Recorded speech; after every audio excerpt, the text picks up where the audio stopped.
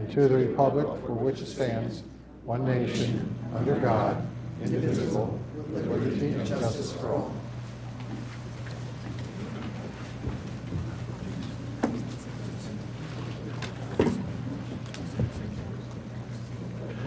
Welcome, everyone, to the first meeting of the month of March 14th, 2016, of the Radnor Township Board of Commissioners. I want to make note of the fact that prior to this public meeting, we had an executive session meeting and discussed litigation and personnel and real estate, and all members of the board were present except for Commissioner Booker. All right. We have a long consent agenda tonight, and I want to just make sure everybody knows what the consent agenda is. That is it's a summary resolution of various matters that don't require full discussion and debate by the Board of Commissioners. Our staff reviews them ahead of time and makes a judgment that they can be passed by vote without debate. And tonight we have items 1A through 1M, and prior to this meeting, I believe we have already had commissioners seek to remove 3 items, C, F, and K. And I'll now at this time ask if any commissioner wants to remove any other item from the consent agenda. L. And J, so that pretty much kills the whole consent. All right, we'll remove L and J. And I think then we're left with A, which is our monthly bills. B, our social media policy proposal. D, approval of old minutes. And E, there's a waiver there. G is the public works purchases. H is receiving bids for the super paver resurfacing program. Then I is the staff traffic committee meeting. And L is the authorization for the solicitor to. Yeah, L's out. L is out, sorry, okay. My Jim, mark is K is out wrong. also? Yes. K is already out, yes. And M is in and L is out. Okay. Does anybody else want to remove anything further from the consent agenda? Okay, then I will ask for a motion to approve it as changed. So moved. Is there a second? All right, second. All those in favor say aye. Aye. Opposed, say nay. And it passes 6-0. So let us go to the first one alphabetically, which is C, consideration of a motion to approve the certificate of appropriateness for property at 205 Midland Avenue. And this had been considered by our Historic Architectural and Review Board. And they voted, I believe they voted to deny the certificate. Commissioner Clark, do you want to pick up on this one? Yeah, we received an email about this. This is 205 Midland Avenue. It is in the historic district, so they have to go before HARB with any proposed changes. And HARB, I believe, did approve this, the motion to approve the certificate of appropriateness. And I believe we have the property owners here. Is that correct? Do you want to come up and tell us about what you're proposing to be done here and what took place at HARB? Jim said that HARB recommended denial. Luke, you indicated that HARB recommended approval. No, they recommended approval. Commissioners, this HARB agenda was a recommendation of approval 3-1. You have an agenda item later on that was a denial. North Wayne Avenue was a denial. So if you can come up and give us some insight here, I'd appreciate it. Thank you. Can I use the microphone? Do you have that? I mean, do you have the handheld? All right.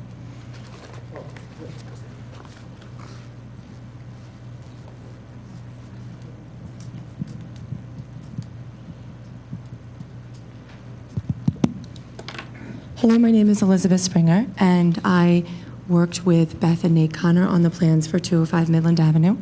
And we are here today to explain the design that we would like to have approved by the Board of Commissioners. And we started this process close to 9 months or so ago, and we began the process by contacting the Historical Society. And I made a contact with Greg Pritchard back in September of last year. And I worked with him. First I contacted him by email, and then I went over and met with him because, as I said to him, I really want to make sure that we design something that is consistent with the HARB requirements, and that I also wanted to make sure that I understood the property, want to know the history of the property. I found out that there really is no record except for a photograph from the side, and you can see some of the existing elements, but some, it's a very vague photograph. And he was unable to produce any more than that. I went on to the internet and I searched the property. I went to there's a website on historic properties in this area. There was no records there. He said that there is no record of the architect, so the original plans of the home are not known. So in other words, the intent of the original design is not on record. So we then began our process with that information, and we then provided both him and Cameron Lacey with initial sets of plans. And from there, we asked to meet with Cam, and I got no response. So I asked again in October and got no response. So That was to meet with, Cameron Lacey, and I copied the Historical Society on the initial plans. is he still on the HARB, or is he? No, he's- as of this he's left? past time, he was not there. Okay.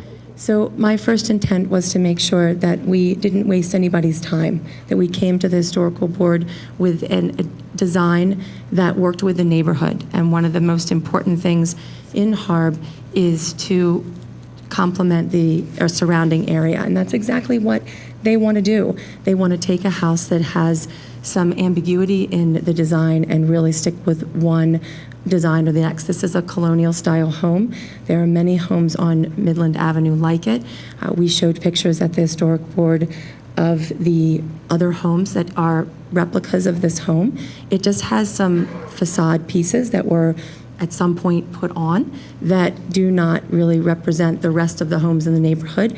And the homeowner and the neighbors that are here tonight, there's 3 different property owners here tonight, are in support of making some changes to this that would allow it to look better from a curb appeal. They want to bring this up to a nice look, and they want to make some adjustments to make it more livable, including dormers on the 3rd floor, because that space is not very usable.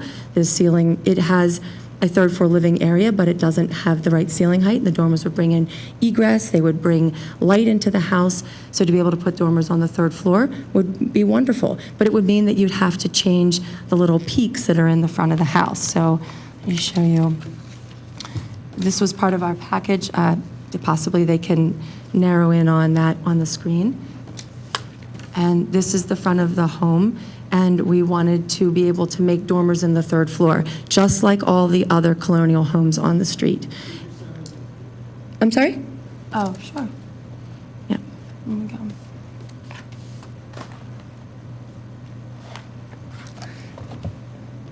So we were asking, I guess the HARB, from what we understand, cannot really dictate the materials that you use on the front of the house. So the appliques of the Tudor style were not something that they can make a call on, but they wanted to discuss, and we worked with them. So the first thing we did was contact Greg several times and met with him. We contacted Cameron Lacey to discuss and offered and asked for their opinion.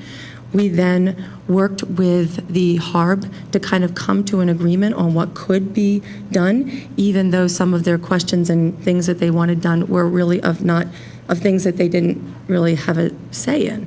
And so we're here to just ask for the continual support. And if you have any further questions, I'm happy to dive into more information that I've brought. And I just want to make it clear, the reason we're pulling this out is because Mr. Pritchard emailed us, right? Yeah. Yes. You believe it were was. the one that pulled it out. Well, I'm in favor of it. I didn't want to pull it out. Mr. Pritchard emailed us, and move we it talked along about then. it. Yeah, so I thought you did. I don't want to belabor this. Approval of so- HARB 2016-05. Second. Yep. All right. John, you want to say anything? No, I think their neighbors here in support of it. I live on Midland Circle. I walk by there all the time. I know what they want to do. I don't think that it's out of line with what the neighborhood is. I recommend approve. I think we should approve it. Phil, do you have anything? No, I would vote for approval. Okay. You know, I'm not really enamored of this. I suppose I'm a neophyte compared to some of the other members on the board, but I've got Mr. Pritchard's memorandum here, and I just don't understand why these changes are being made to this house in a historic district.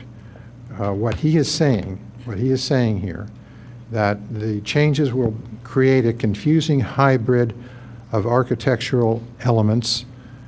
And I'm sorry, I didn't cite the reference here. This is an email that Mr.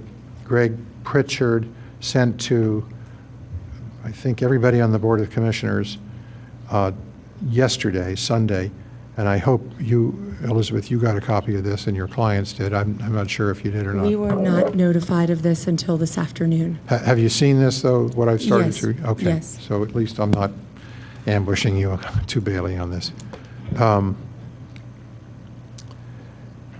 And the applicants may have been unaware of how designers and developers worked 100-plus years ago, and it seems they prefer the architecture of 205's neighbors, that's Midland Avenue, 205 Midland Avenue neighbors, better than the home they purchased.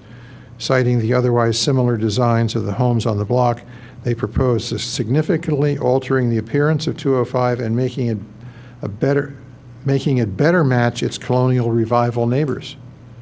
Adding dormers to the third floor, removing distinctive front gables atop the second-story windows, and altering the entranceway over the front door. These changes will drastically change the street-facing appearance of a home within a nationally designated historic district, which I believe goes goes against the intent of the Harbor Ordinance.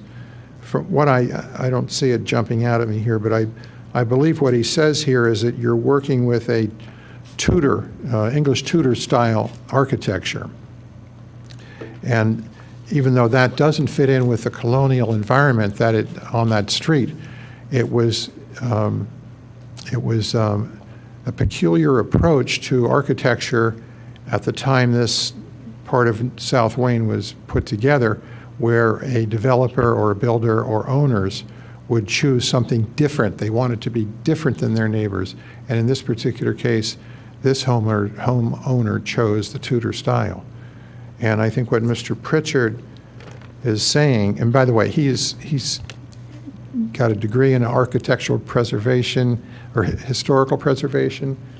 He's a master's degree. He's a resident of Radnor. He now is the historic advisor for Lower Merion Township. So I'm sure could qualify as an expert in a court of law. So I know you've put a lot of time in here, and there's an emotional expectation of the owners, but I just honestly think that this is not the way to go. If you didn't want a Tudor house and you wanted to make changes, you wouldn't want to move into an historic district. I wouldn't want somebody to move into the North Wayne Historic District and decide they want to build a ranch house, or move into the Luella Court Historic District and decide they want to build a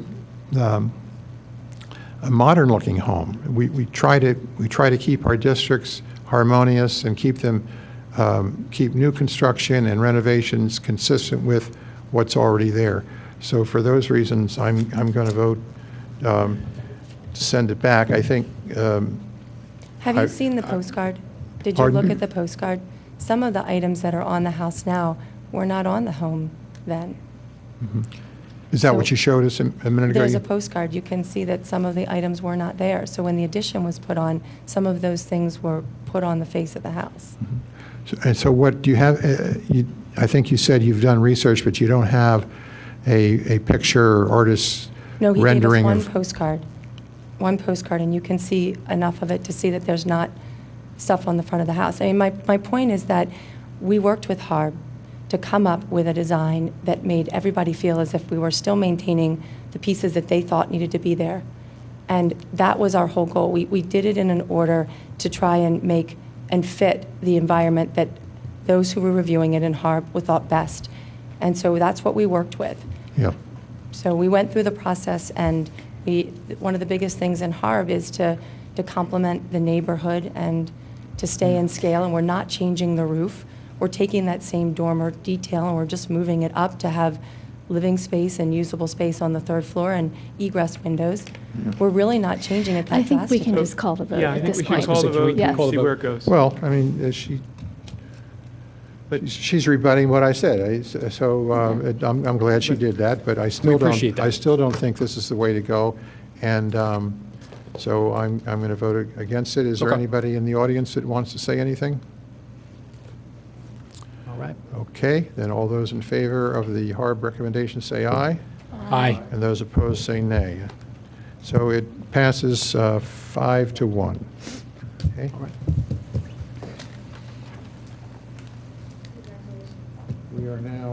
We're now at the item F, which is our Fenimore Woods project. We have a proposal from the architectural firm of Kimmel Bogret to provide professional design services for Fenimore Woods. I don't think they're here tonight. I had actually asked to have this pulled out earlier in the day, just only because I wanted Tammy to just take 2 minutes and give a quick overview of what this project is going to be, because it's pretty exciting and it's a big project, and this is one of the first projects to come forward from the park bond issue. And I just wanted to kind of get it out in the public consciousness that this work is getting started. So Tammy, would you mind just giving a quick overview? Sure. Thank you, Thanks. Commissioner. It is a very exciting project. The project actually is for design services for the entire footprint of Fenimore Woods. It's an 11.5 acre park. It's a large park with a lot of amenities, and it's going to entail a lot of work, and this is for the design services specifically. This is a project, actually, it's been headed up by the Parks and Recreation Board and suggested for many years in various ways through the capital budget planning process in terms of amenities that need to be upgraded within that park.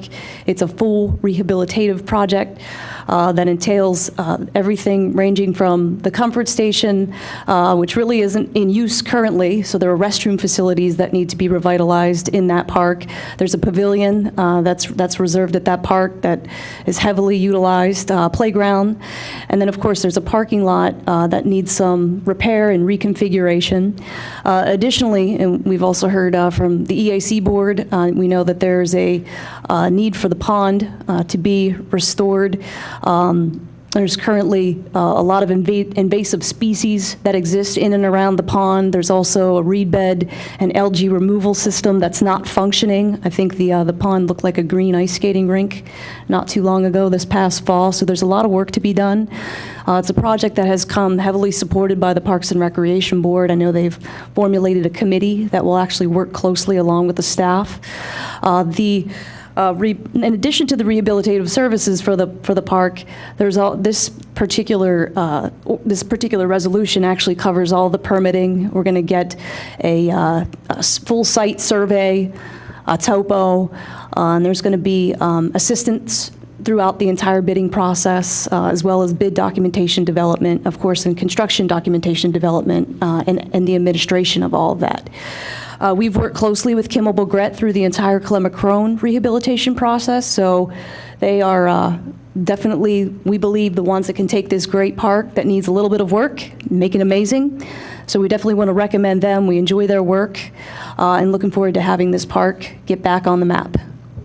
Thank you. And I'd also like to point out that in their proposal are 7 public meetings, a minimum 7 public meetings. So if you're interested in this area and you want to be part of this process, keep your eyes out. We'll be advertising through all of our avenues when these meetings will be, and there will be a lot of public participation from, design all the way through. Any other comments up here? I'll just add that I think the people of North Wayne will be very pleased with the changes that are made here.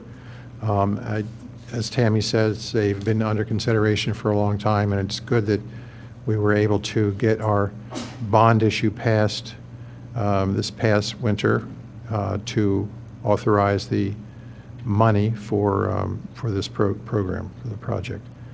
So is there anybody in the audience that wants to say anything? All right. All those in favor of item 2016-33, which is authorizing Kimmelbo Gret Architecture to provide professional design services for Fenimore Woods, say aye. Aye. All those opposed say nay, and it passes 6-0. All right, let's move down to item J, and this is Resolution 2016-31, authorizing the Township Manager to engage a company called Mellon Certified Restoration Services to clean hazardous materials and boarded up properties, that are deemed uninhabitable. Who wanted this removed from the? I did. So explanation as to why I don't want to provide blanket authority if this is simply prices so that you engage them and then you bring it back to us, then I'm supportive. If this is blanket authority for the staff to take action, then I'm not supportive. So some elaboration on that. Commissioner, I can maybe explain a little bit of how we utilize this service. You know, if there's a fire, and once the firefighters get done putting the fire out, that structure needs to be boarded up.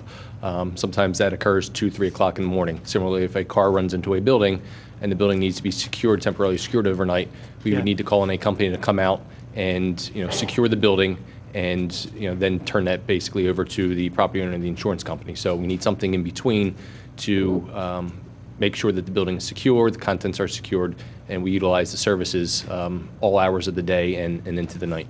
So this is tactical in nature. This isn't the company we're going to use. Two neighbors are fighting over a property, and we're going to get involved in using this entity. This is the tactical description. This is for emergency purposes, whether it's a fire or a tree into a building in the middle of the night. They come out, they tarp the roof, that type of thing. Thank you.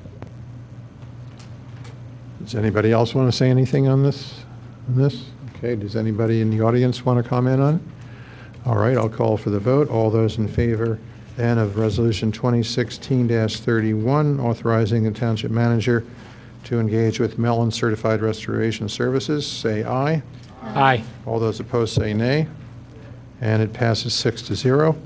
The next item is K, and this is a motion to deny the certificate of appropriateness from our HARB.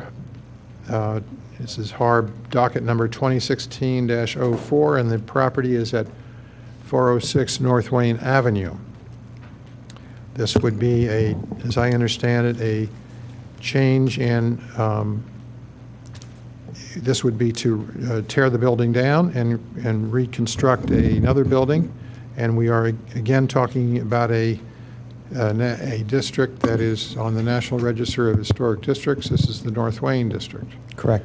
And the developer is here. Could you introduce the developer? Yes, Ben Sparango is developer, who's a township resident, lives in Villanova, and he owns this property. And just kind of a point of semantics, this was a 2-2 vote from HARB. This was not really a denial vote, but it wasn't an approval vote either. It was a 2-2 vote. The fifth member had not been seated yet.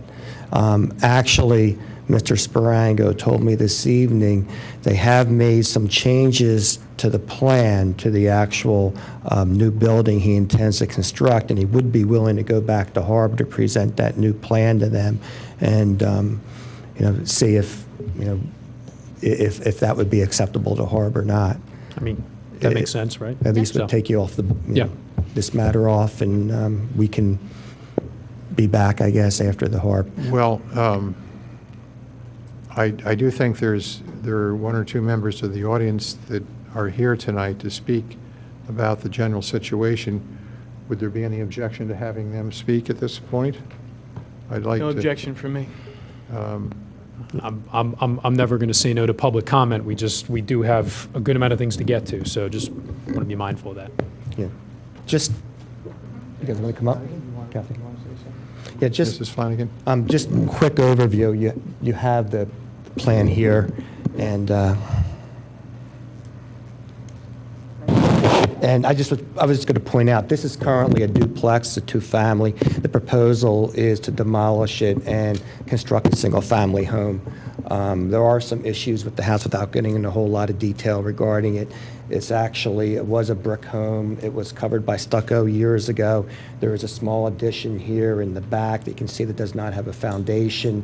The chimney had fallen down previously, so there are some structural issues as well. And the proposal, just very quickly, was to build a home that is somewhat of that nature there. Hi. I think so. Use the main microphone. Hi, my name is Kathy Flanagan, and I live right next door to this home at 404 North Wayne. And I'm really... Step back. Step back? Okay. I'm really here to find out what our options are should the HARB continue to deny this building. Because it's been on record, I believe, that Mr. Sparango will keep it as it is, as a duplex, unless he can knock the house down. Now, I'm all for keeping the historic nature and integrity of the home. However, I don't want to live next to the home that's currently there any longer than I have to.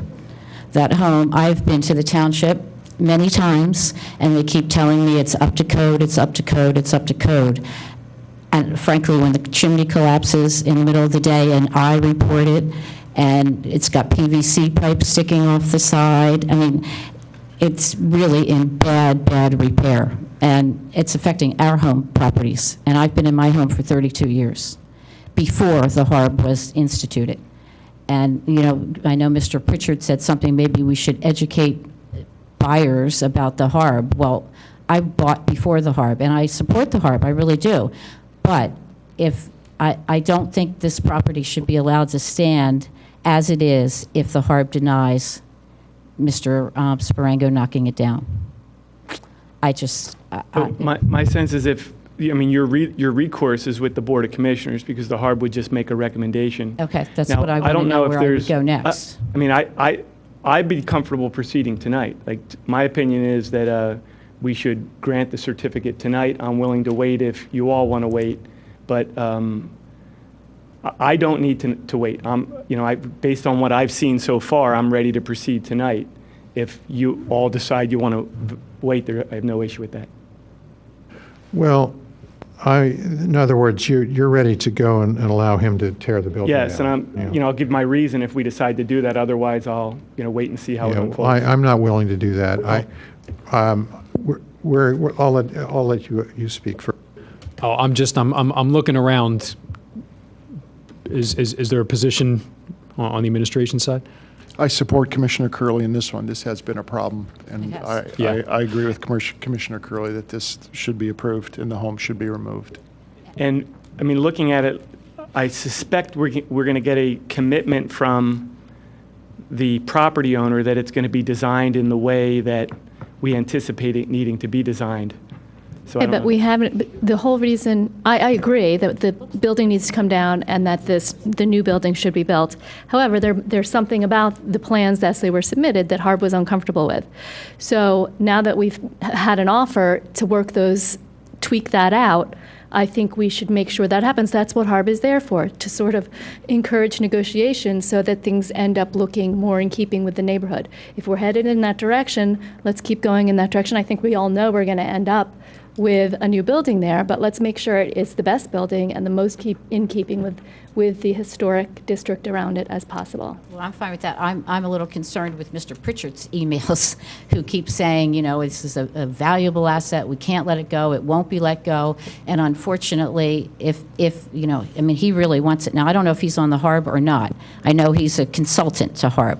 But, his emails that I'm getting back are like he's vehemently against it. And, I believe in keeping, I don't want some McMansion, that doesn't fit in the neighborhood. This looks like it would fit in the neighborhood very nicely. But I also don't want to live what I've been living next to for 20-some years. And, and I have no problem with it being a rental problem. I've never complained about the renters who've lived there. It's the fact that the property has never had a lick of work done to it, in my opinion. And you're going to have some people who have that perspective that none of these buildings should be changed, right? And they're free to have that opinion. I think this is his property, and I think for the most part, he can do what he wants. Now, he's in a historic district, so he has to keep that in mind. I'm okay either way. If we send it back to Harb, I'm fine with that, to let them take another look at it. But, I think I agree that with Elaine that we know where this is going to go based on what I'm hearing. So then my question was answered. I would come back to the Board of Commissioners if it's totally denied. Yeah, Harb can't deny anything. All Harb does is make a recommendation. This board will decide whether to issue a certificate. That's fine. or Then not. I'm absolutely fine with that. Okay. Well, But I this is, do you have any questions? I don't have any questions for you. Okay. I'm just going to, this is an 1885, 1890 property. It's in a historic district. Mr. Pritchard has sent communications to our board telling us that this was, he called it a sibling of other historic properties. I don't know if yours is one of those. No, our house predates all this. Okay, yours is before that. It is in bad condition. You've called me many times, Kathy, and I've tried to have the township help you. I don't think it is proper for an owner of a property to allow negligently or allow willfully for a property to decline in appearance and in structure and not maintain it, and allow that to be a defense to an attempt to tear the property down because it's, even though it's in a historic district, even because it has no longer any value. I don't think that's a self-inflicted hardship. I don't think the owner and the developer should be allowed to do that. I think the direction we ought to be looking at here is to have this property rehabilitated and to bring it back to where it was as one of the historic properties in North Wayne. And again, I don't think it's a justification that it's in bad repair that should allow it to be torn down because that's a self-inflicted situation. So my view on this is to uphold the denial of the certificate of appropriateness. So are there any more comments up here? Well, this is a common problem our community has faced for years, and that has to do with better enforcement of our building and maintenance codes, which I think we've done a much better job over the last 5-6 years. I think I'd like to see it go back to Harb just to, work through the details and see if they can become satisfied. Jim, I agree with you about it's not a defense, and it happens far too often. Later on tonight, we have another issue we're going to discuss about the house that's in really bad shape and condemnation. I just think we have to be more vigilant about that as a township. But I'm going to vote to send it back to Harb. Well, did anybody make a motion? Not yet. Okay, I'm going to go ahead and make a motion to, so what was the recommendation, to deny? Return to Harb. To return this matter back to Harb for reconsideration. Second. Jim, can I make a comment too? Yeah, I please. think in addition to what's been said so far, and backing off what you just said, John, that although we've seen this happen many times before where a historic building has gone to such disrepair that it's all but lost anyway. And I think what it recalls us to mind is that although we may not be able to save every single one of them through through the Harb, it does behoove us to identify some of these places well before they reach that point. And perhaps now that becomes part of a broader discussion that we need to have at some point about how do we address this ahead of time rather than face it as an emergency kind of a situation. And I think that gets to the broader point that you're bringing up too, both Elaine and Don too. All right, before I ask for audience comment, I'm going to propose an amendment to your motion, and that is that we send 2016-04 back to the Harb for the purpose of having them consider retaining the building and having the developer owner rehabilitate it. Is there a second? All right, there's no second, so that motion doesn't carry. And we will now go to audience comment. Anything?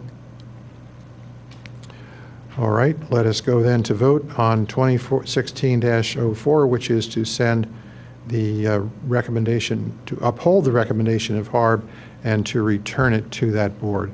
That's not the recommendation. That's not, the recommendation would be to send it back to the HARB. We're not denying the certificate of appropriateness. So we're sending it back to the You in agreement with HARB for that? reconsideration. Okay, all those in favor say aye. Aye. Opposed, say nay. It passes 6-0. The next item is an authorization for the Township Solicitor to execute a declaration of no interest regarding a property in the Township owned by the Submergian family. So I asked to remove that just to change one word, and I will move that we authorize our solicitor to negotiate a declaration of no interest regarding the Submergian property rather than execute. And John Rice, if you don't mind giving a 30-second explanation. Let me second it first. Do we need to Okay. move? Go ahead, second. Did you second? Yeah, it? I second. Okay. In the packet, there was no explanation of this, for just so if anybody's curious, Right. will you just explain what it is? The township and PennDOT were both named in a quiet title action involving a paper street, which is in the middle of some other properties. The Submergian property is the property owner. The paper street on the records is Central Avenue, and this request to the township to resolve the quiet title action is to simply state that we have no interest in the paper street, which we do not. It's an undedicated street. It was never laid out. It's referenced on some of the deeds in this area, and in order for the property owner to proceed with what the property owner wants to do with the remainder of the property, both PennDOT and the township have been asked to sign off on a declaration confirming that there's no interest in it. As I understand the board's motion, the board's going to authorize me tonight to negotiate that declaration.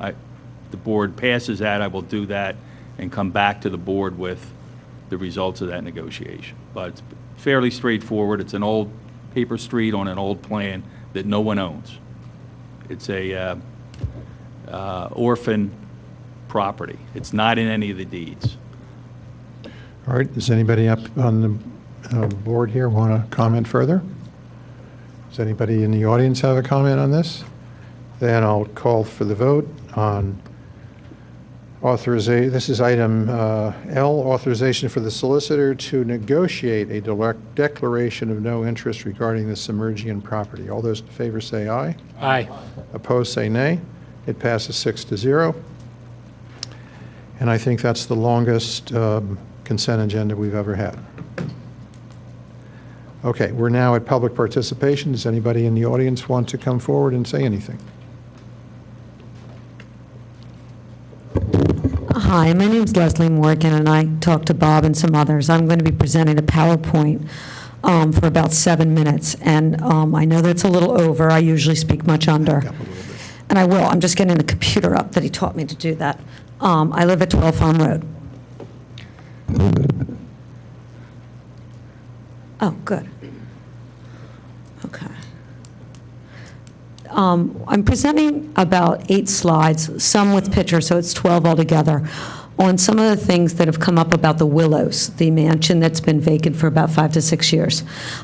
So I put it in a PowerPoint. I've never used a PowerPoint in presenting, so if I mess up a little, be patient. So I called it the responsible strategies, past, present, and future. As we know, the property, that is what it looks like. That probably was taken about 6, 7 years ago. The property looks a little less alive right now. Recently, we were, as a township, negotiating a lease with the St. David's Nursery School, preschool or daycare. I'm not sure what they call themselves, because they'll be leaving the church affiliation they've had for 47 years. So they came to the township with a proposal to lease. And we have had several leases that we all were hopeful, including myself, from caterers to basically carry on a tradition that used to happen here with a lot of subsidization from the taxpayers. I think it ran almost to $200,000 a year some years. So we put it out for bid, or you guys did, and unfortunately, each and every caterer wanted heavy subsidization, as much as a $4 million guarantee and other things, but none could finance it. It's very hard, I will say honestly, from a real estate perspective, to finance something if it's just going to be leased. So I went through this, and we know that it required a lot of support from the taxpayers, and you can read through that. And then the lease and the daycare, I went over. And I wasn't sure with your process, and maybe you can comment. I know I'm not supposed to speak to you directly, or Bob can comment. But there was a lease, or not a lease, a letter of intent written January 7th, responded to by the Parks and Rec, voted by them by 9-0. But basically they said, we'll pay you $45,000 in a few years, and we want that and then the Parks and Rec said, well, we want that $45,000 coming right back to that house. So if you can picture in your mind, it was $45,000 in, $45,000 out, and then it got put up to you guys to debate. But the letter of intent went to Parks and Recs, and then they voted with 4 different items. So it was sort of a circular thing that meant 0 for the residents, and they would occupy it for 15 years with another option up to 29 years, different amounts through the years. But always the revenue going back into that structure, and they had about 160 children, 40 caretakers, so 200 people. And lots of people had different opinions. I won't go into them. But the net thing was there was no value to the taxpayer in terms of us being able to use the daycare. I know that Elaine thought that you could use the daycare for some sports things. I just don't see that happening. You know, like any business, once it's leased, they want to adopt and live and create their own identity. So I don't think that that was really thought well through. So my thing was that I put an offer in to purchase. I haven't heard anything from the board or the solicitor. I also put an offer in to lease long-term. I haven't heard anything from that either, and that's not really what my thesis is tonight. It's what are we going to do? So in the Willows, do you sell or lease? Everybody always says, well, we can't sell. Well, you can legally, just a few acres with the house because we want to use it for public use. But you've had offers from 2 or 3 caterers, and they've fallen through, and it's taken 4 or 5 years through that process. The St. David's Preschool tonight was supposed to, I believe, present, and they were supposed to have had a due diligence package into the BOC from our last meeting. I understand that there's been no due diligence package, nor communication. So I'm not sure what to think about that. I just offer that up for fact. Selling to either a private family, which is what I suggested, or a commercial entity would yield more cash than the value of the leases over the entire base term of these leases that have been proposed. And my thought was simply smart government. You sacrifice a house, you get it repaired. No, you can't go use it for parties, you guys, for free.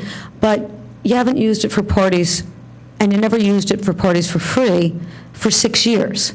So then I looked at the history of the property, and previous boards did try and sell the property, parts of the property. In fact, one board tried to sell the residence with 11 acres, and they thought that that could even out the debt that they had originally purchased the entire 47 acres with the house. Because the house was never important to the BOC at that time. It was to stop development of the land, which they were very successful, and I think many people have enjoyed that land. So I offered that to you, that sometimes there's give and take to get what you want.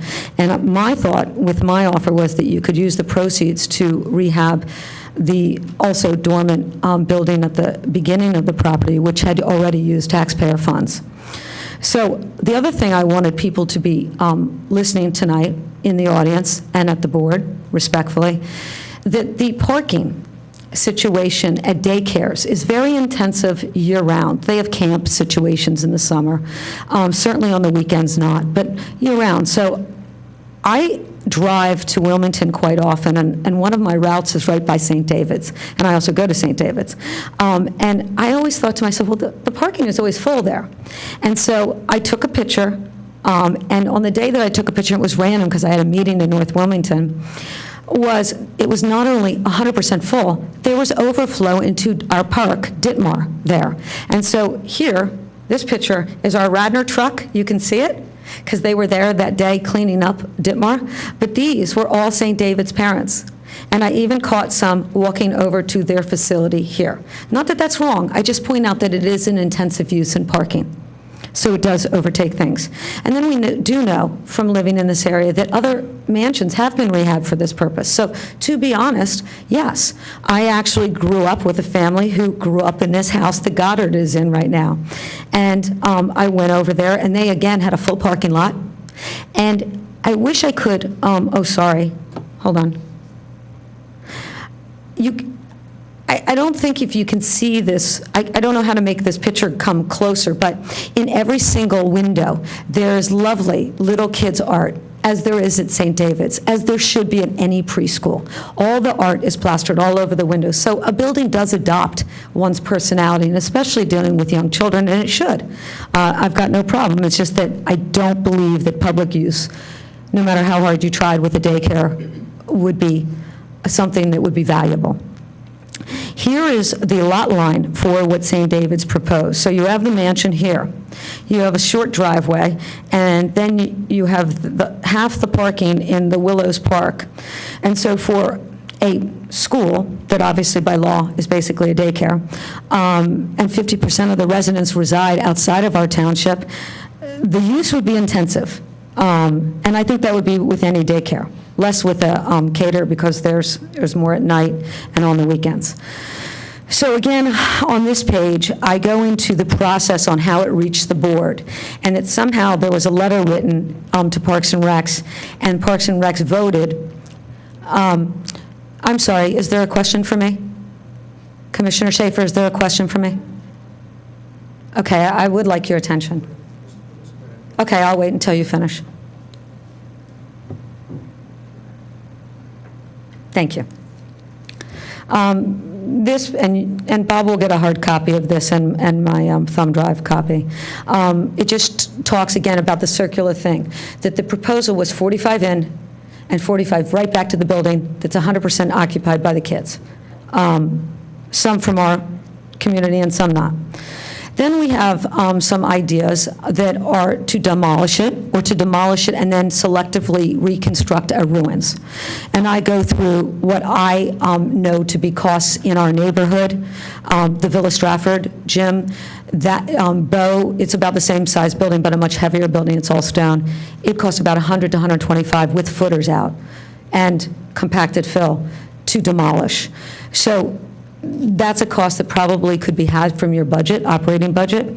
I know I recently, in 2012, took down 65,000 of poured-in-place concrete structures, and that cost me 180,000. So, you know, I think that that's a number you could probably fit in your budget. I don't know what it would cost to resurrect ruins, but I do know that Chanticleer, less than half a mile away, has ruins. So in the same ward, in the same geographic area, you already have ruins for people to enjoy. Then I think this is my last page. Let me make sure. Yeah, almost. My solution set, if you don't like anybody's ideas, is let's go back out and have a process with both residential brokers and commercial brokers and say all hands on deck. No idea is too silly. Get a bunch of ideas in here. What if people have never thought of an idea that would be great? I don't know. I don't propose to say I know all ideas that could be had. Or what if there's a company out there that has 8 employees but produces a lot of profit and they would like the place and would pay you a lot of money and put a lot of money in?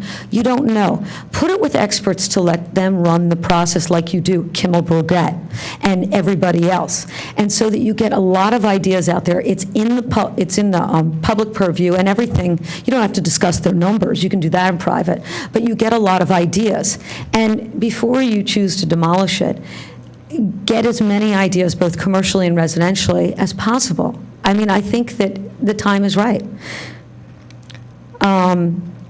And then I said, you know, I really believe in letting an expert run this process, both residential brokerage company and a commercial side by side, because I think that they would yield a very good outcome. When we try and run it internally or with volunteer boards, it seems like we never come and execute on the ideas we've told the public. I know that a lot of people have been disappointed that nobody raised any money for our Drossen. We were told that. It's a fact. We were told that in many ways in writing. And as I understand from asking questions of the administration, that to date we have not received $1 of donation from the Conservancy or elsewise from the purchase of our Drossen. And so maybe if we let somebody for money, like a commission or like you pay Kimmel Brugette, let them do their job, they'll get you some really valuable ideas that everybody will, I mean, nobody's going to be 100% happy, but that will yield much higher results. And you can read through the rest of it, but that's the gist of my thing. I just like us not to be using taxpayer dollars for this. You know, it's second-tier ideas. We need our roads paved.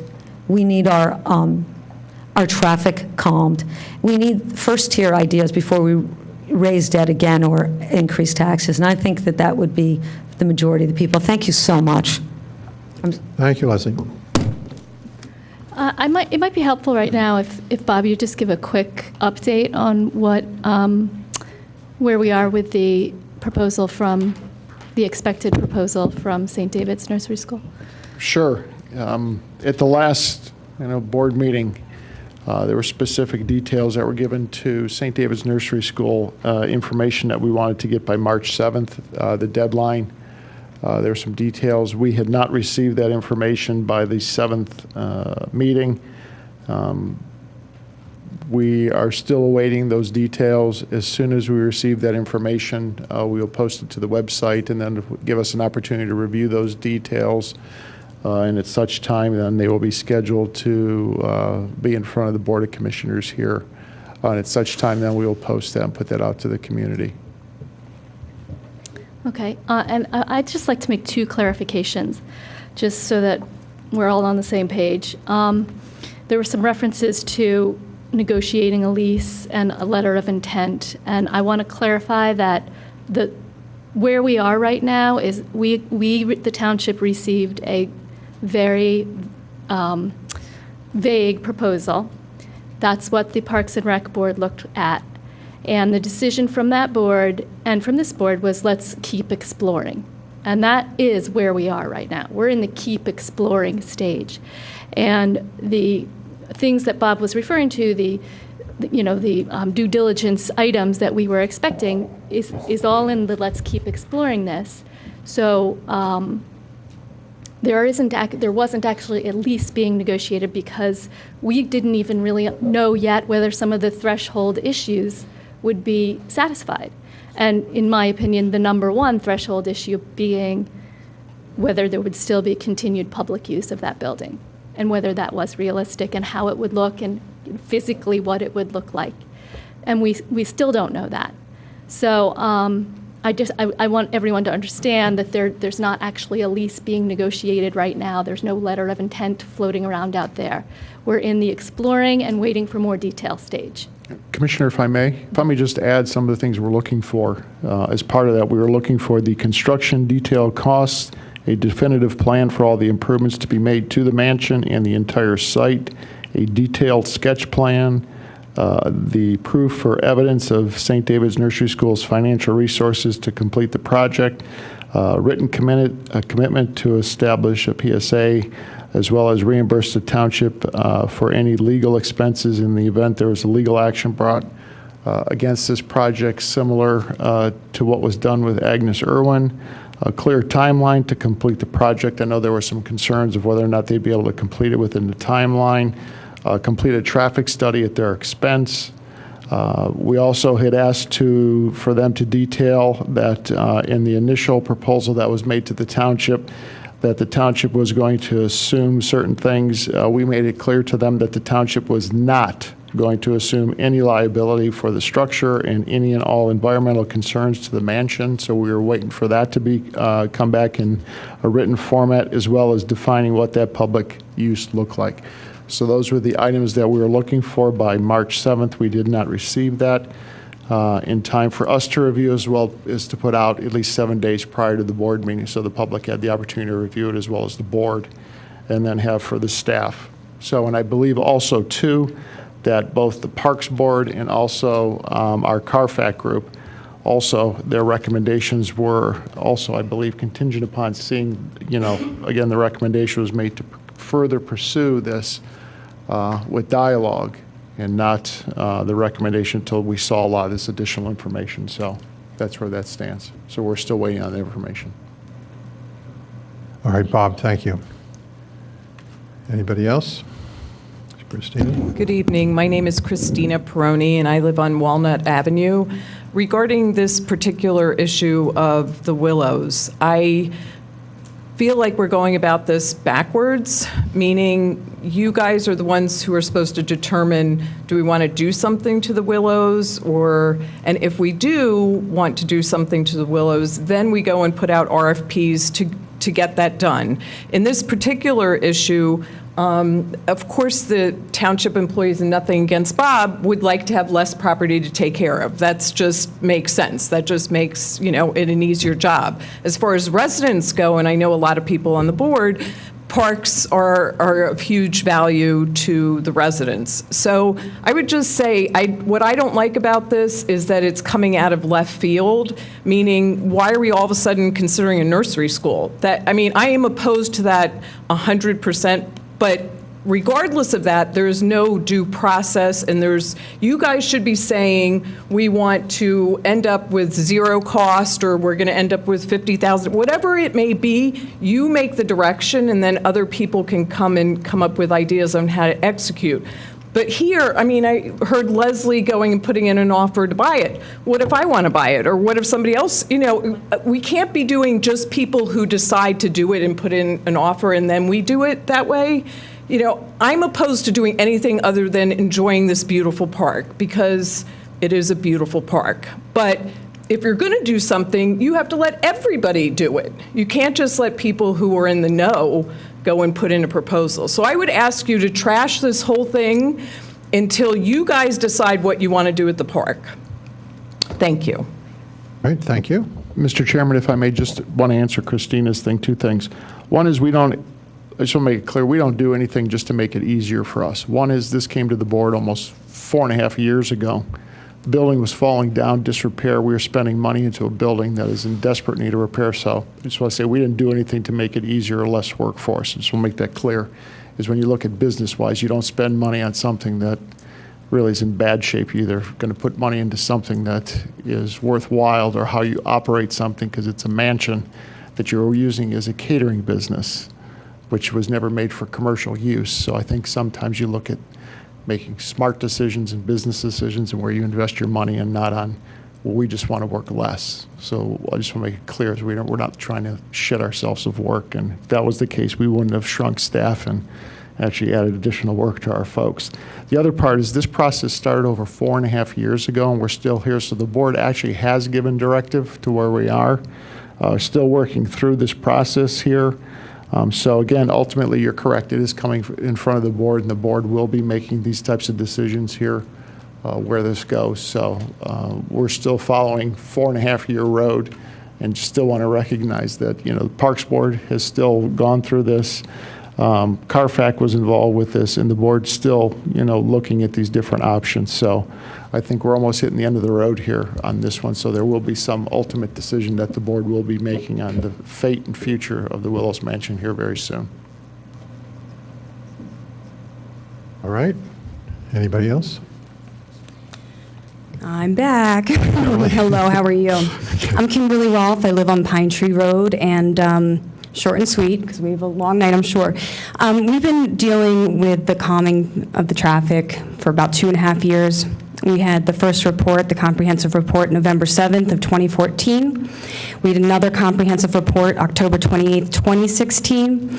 To date, fantastically, on the one end of Pine Tree, some stop signs were put, but that is not at the midway on the bend, and it's not in front of my house, which is the straightaway. So I'm here to ask to be put back on the agenda and find a solution. About $6,000, if not $5,000, were spent on these 2 comprehensive reports, but to date, nothing has been done on the bend and in front of my house. So that's where I am. So what can we do? My recollection is that we we had recommendations, didn't we? And Many. and I thought they were, it was narrowing the lanes and things like that, so. So why weren't they, I mean, is it just, they have to be implemented? It was October 28th, and we were told that in 2 weeks that there would be a decision. And the 3 things, and there could have been a combo of it too, that Amy was going to come back to, but it was either restriping, which basically wouldn't work. I mean, it's a waste of tax dollars. It was a median, or the humps, which I know the fire department is against, but you can put the gaps in that, and the emergency vehicles can go right ahead, so. My recollection is that we picked one and voted on it. Do I recall it incorrectly? Excuse me, Mr. Chairman and Commissioner Curley. She's absolutely right about the meetings. We even had a couple of meetings in addition to the Board of Commissioners meeting. There were a lot of recommendations, studies that were done by Amy, especially my staff that I have a lot of faith and confidence in, Ray Mattis. They did everything they needed to do. It met the warrant requirements for speed humps. They got the signatures, the distance was proper, the speed limit, everything fit. I understand the fire department's position as objectively as I can be, and I understand the board's feelings about speed humps, but I think that that would be the best solution after speaking to my staff. And there are speed humps now that they are narrower where the fire truck's wheels, as you stated, can straddle that, and they won't have to slow down to respond to a fire. And then you have something else called speed tables that's similar to Lowry's Lane. It's not as big of a hump, but it's very effective, and that's what we recommend. And I apologize for you're still waiting for something. Thank you. Did we make a choice? I remember you before us. I thought we made a choice. Don, I don't think we ever got our hands around this and made a definitive decision. I'm open to trying again. I was in touch with Commissioner Booker this past week, and his recollection was that we were going to try to do something to narrow the cartway a little bit for you, and I'm very much open to that. And so I guess what I'll tell you is I'll work with him and the Staff Traffic Committee committee, and And then would you be able to notify so that I don't want to keep having all my neighbors come out due to children, travel, all that, and if we can be put on the agenda. Yes, and, absolutely. Okay. All right, excellent. So. And also, I should mention to you that residents at 205 Pine Tree contacted me this past week and asked that the stop sign be removed at the corner of Pine Tree and Spruce Tree. Right. Because they're finding that cars stop for that, but then they accelerate at a high rate of speed, causing a lot of noise, because they know they're going to get to another stop sign at Woods Lane. And he says it's very disturbing to the neighborhood. So I think we ought to look at that possibility, Mr. Superintendent. And I know that we had discussed at Cricket putting a stop sign that would at least help the bend. Yes. And then obviously the straightaway in front of us. I've been an advocate of a stop sign at Cricket right from the beginning. So I don't know, somehow 3 ended up at the top, so I don't know. I don't know. Amy Kaminsky took over. Okay. Well, excellent. I look forward to this, and hopefully in the next, 3 years. Well, so where is this going? Is this going to staff traffic now? Well, if I may, we've been at staff traffic for a very long time. I think there's been multiple recommendations on this. I know we've spoken internally on this. Again, we think speed humps are a way to go here. I know the superintendent and myself have been down that road because of the grade. We think speed humps go here. I know the fire department had talked about their issues. There are alternate ways in which the fire department could get there. If there are concerns with homes, if we're going to have that many fires there, we need to do a better job with fire prevention in that area or put more fire hydrants in. But the issue is, though, there are ways, which I believe, Steve, they are the speed pillows, which are a new interesting way, but where the gaps they can go through.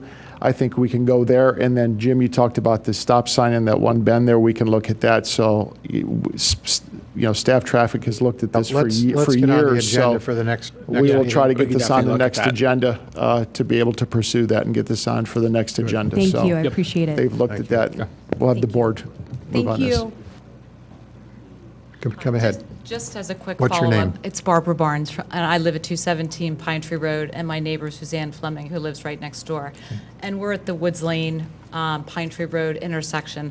And we just wanted to say thank you for the traffic department and the board and the engineering department for everyone's help with this, because the stop signs have been tremendous. It is much easier to pull out of Woods Lane. I lived in the woods for 25 years. My mom still is across the street from me, and she's the first house when you're on Woods Lane.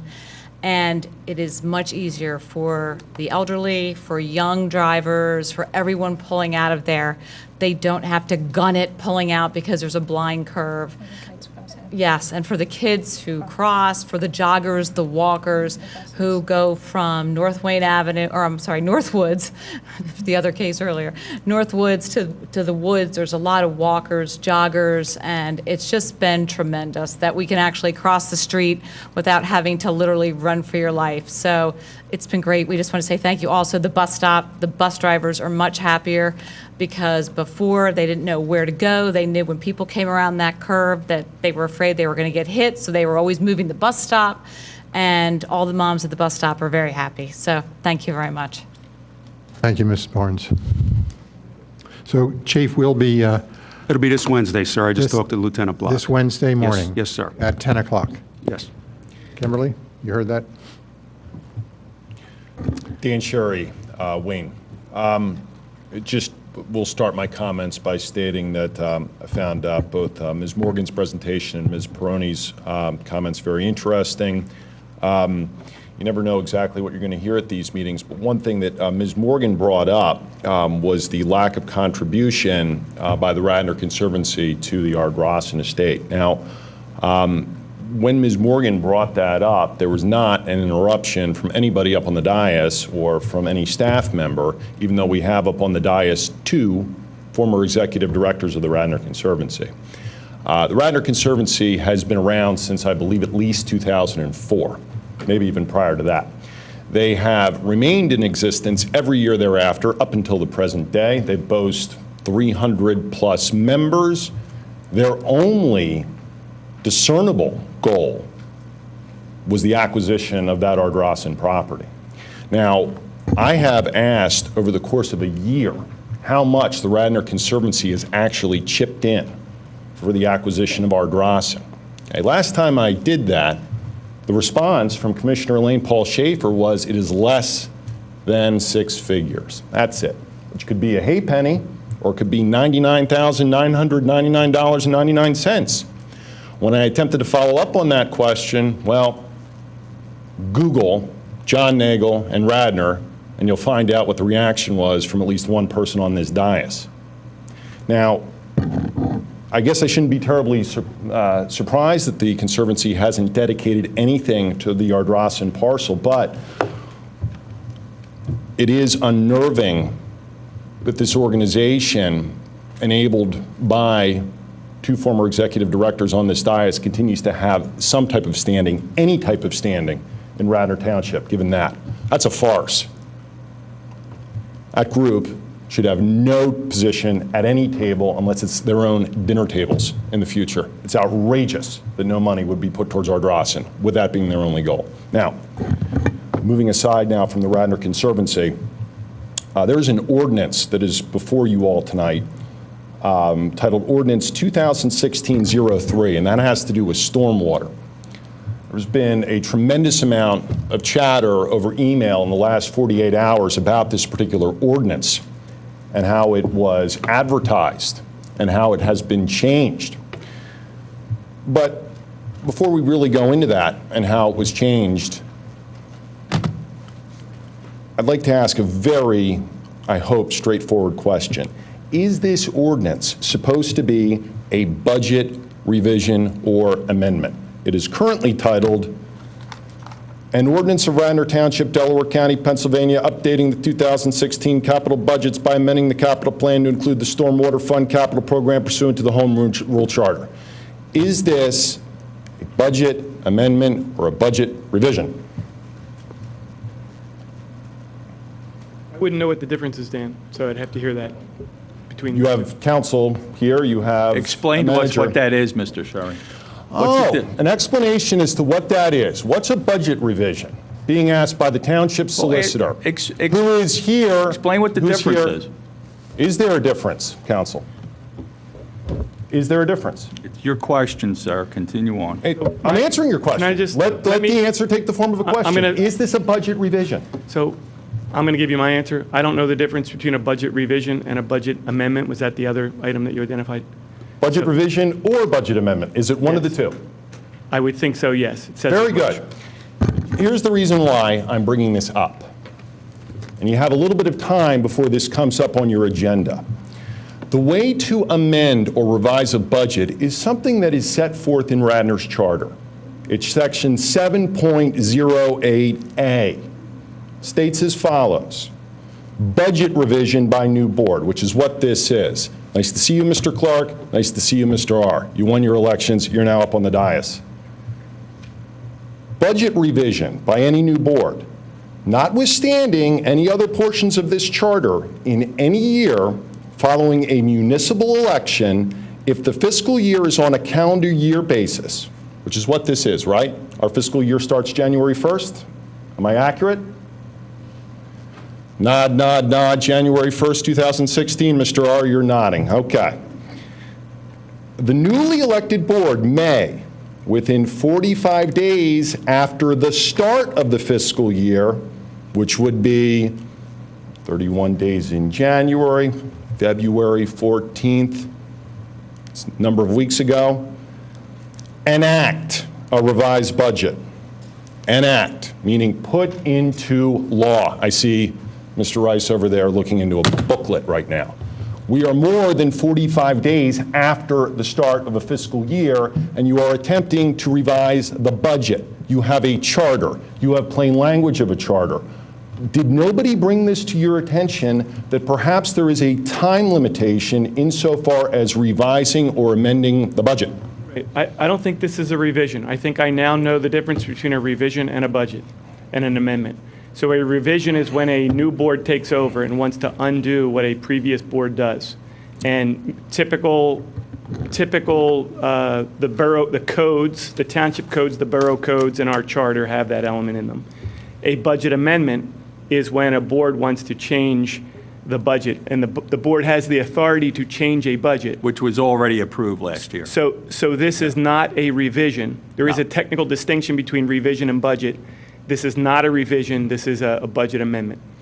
The title of 7.08, Commissioner Curley, is budget revision and amendment.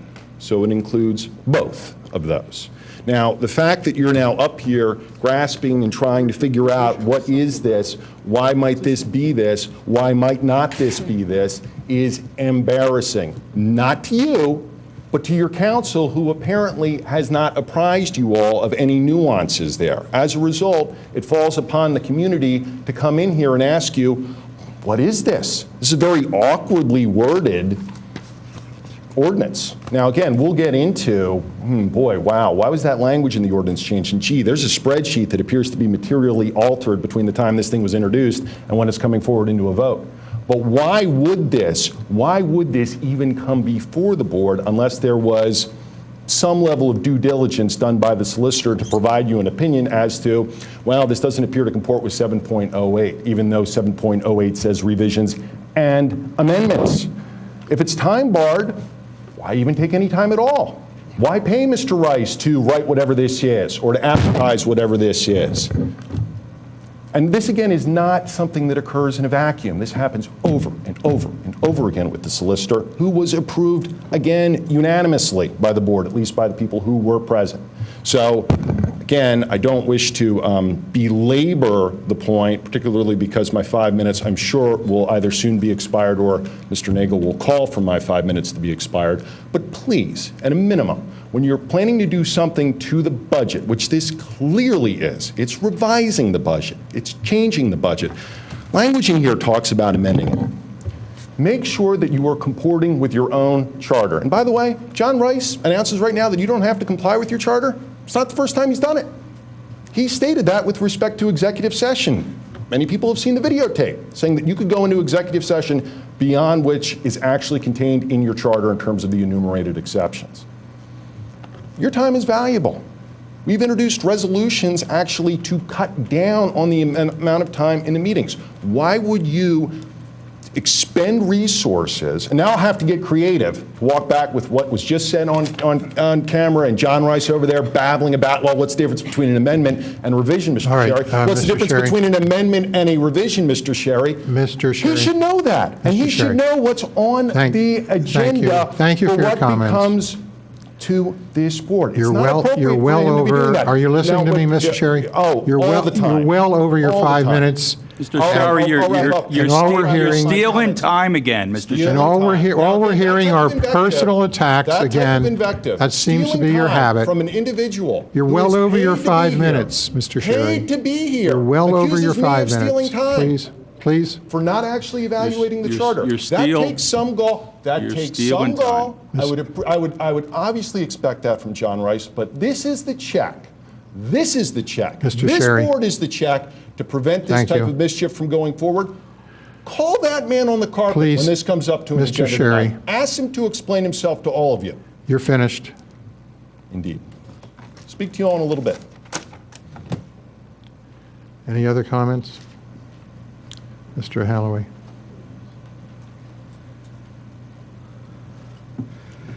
Good evening. Kaz Holloway, resident of West Wayne Avenue and business owner, president of Goshen Holding Company.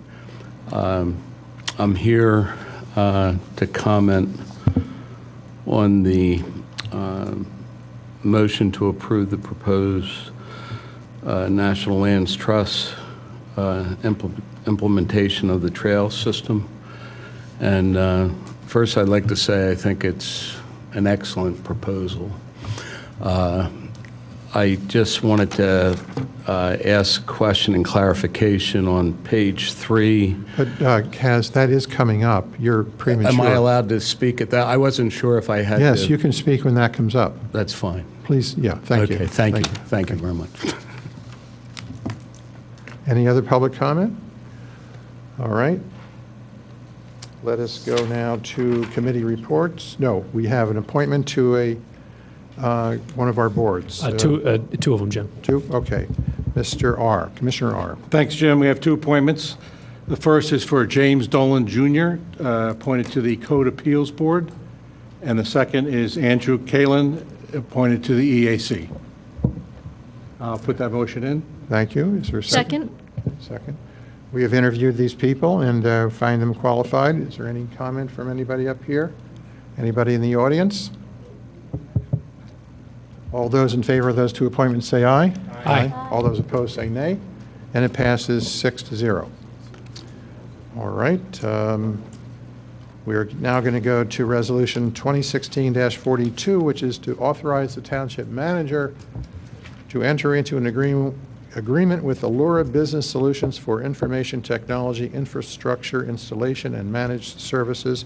And I think our Finance Director knows a lot about this. Before we start, Jim, can I introduce that motion? Oh, please. I'm Good. sorry. I'm going to introduce that motion. Okay. So I'll look for a second. Second. Great. Bill, turn it over to you. Thank you. Sure. Thank you.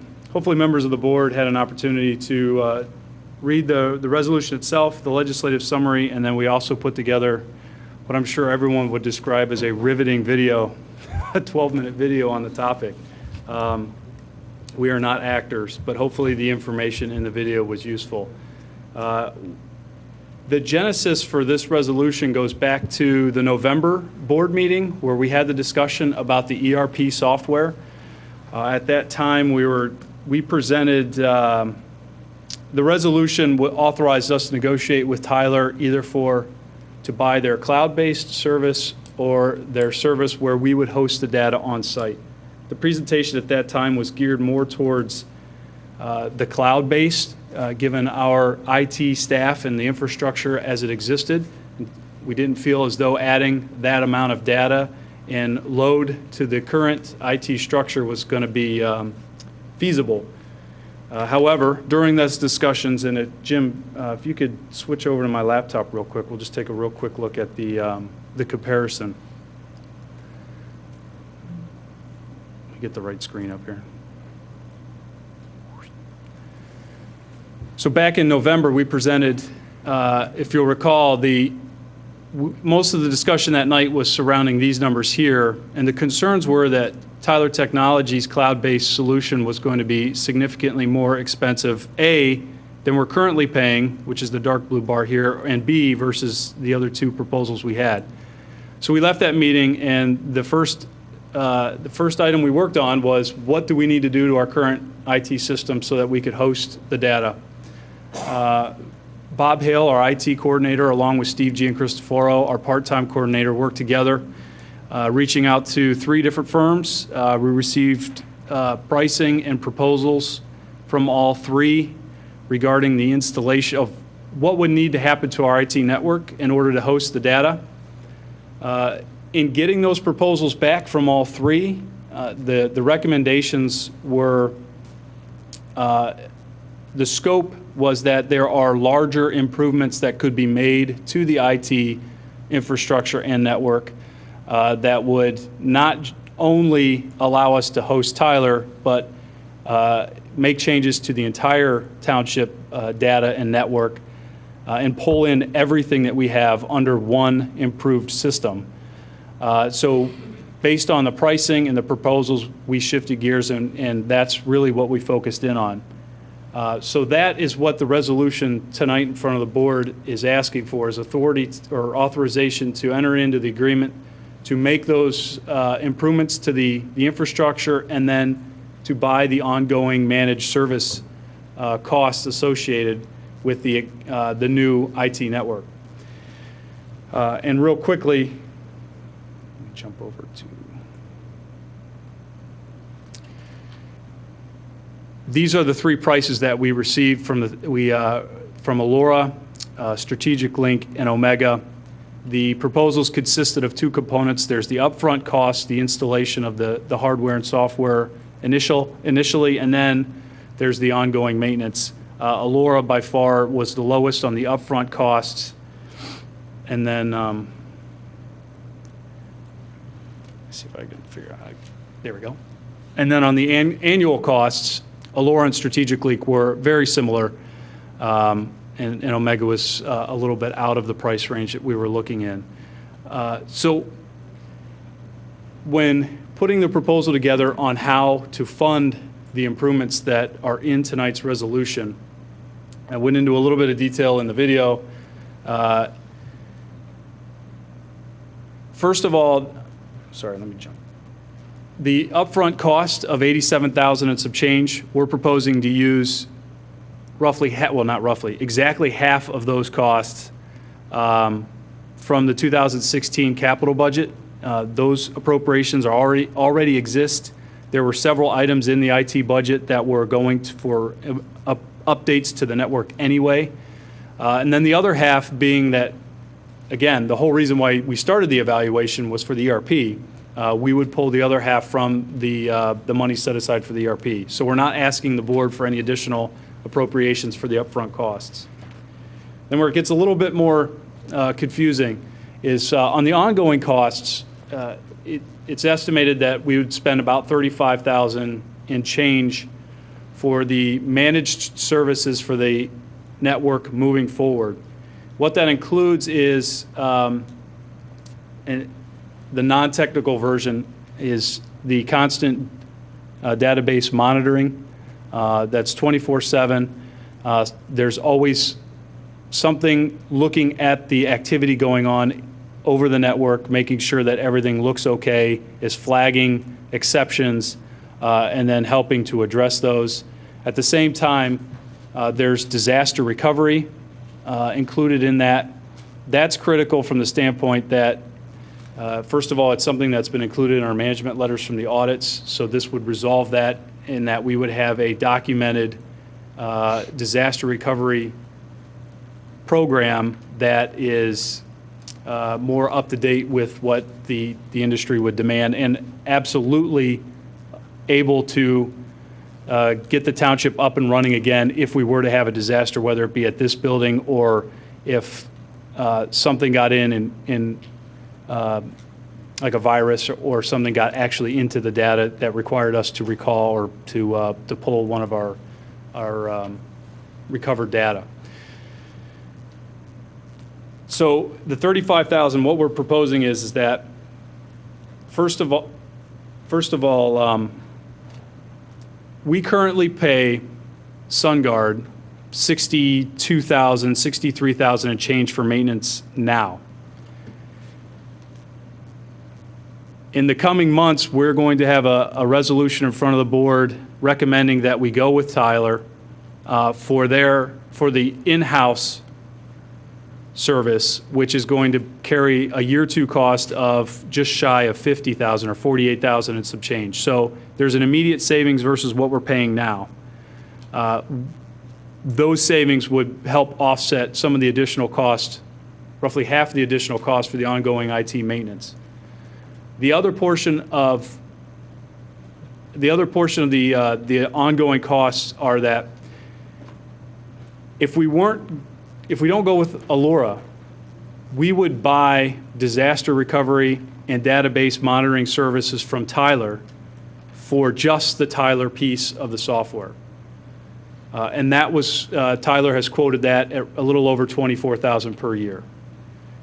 By going with what is in front of the board tonight, we're going to get those same services for slightly more, but it's going to cover the entire township network, which includes all of the data that goes beyond what we're going to have in the Tyler system. And Bill, that's a third party who's not Tyler, right, which is recommended? Well, absolutely, especially when we start expanding the scope beyond just the Tyler piece. Some of the other benefits that the system that we're proposing tonight brings with it is that it's scalable. So if the township were to, in the future, have police body cameras, for example, we would be able to quickly and easily add the space on the network to allow for the additional data load. The same with the GIS or any other kind of data that we would have here. And it would work in reverse. If in the future it becomes more cost efficient to have, say, Tyler, for example, if their pricing for their cloud base comes down to where it's more reasonable, we could scale the network the other way as well. So we could size the network based on the demand.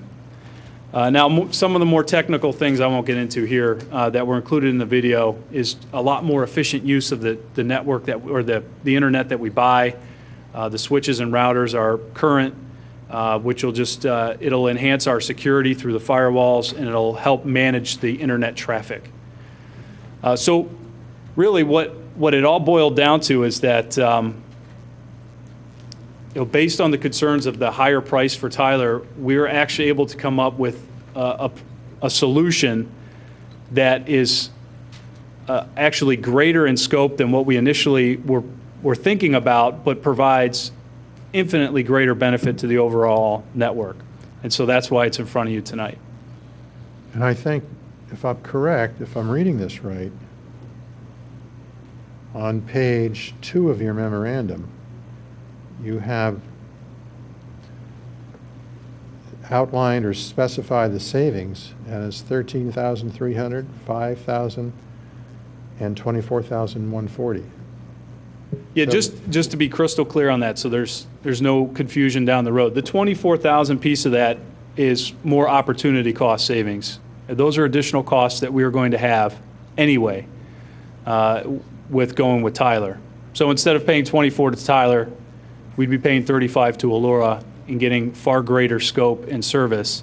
And we're offsetting that with the $13,300 in annual savings on the software maintenance, as well as some smaller current third-party contracts we have that we would no longer need because we'd be working with Allura.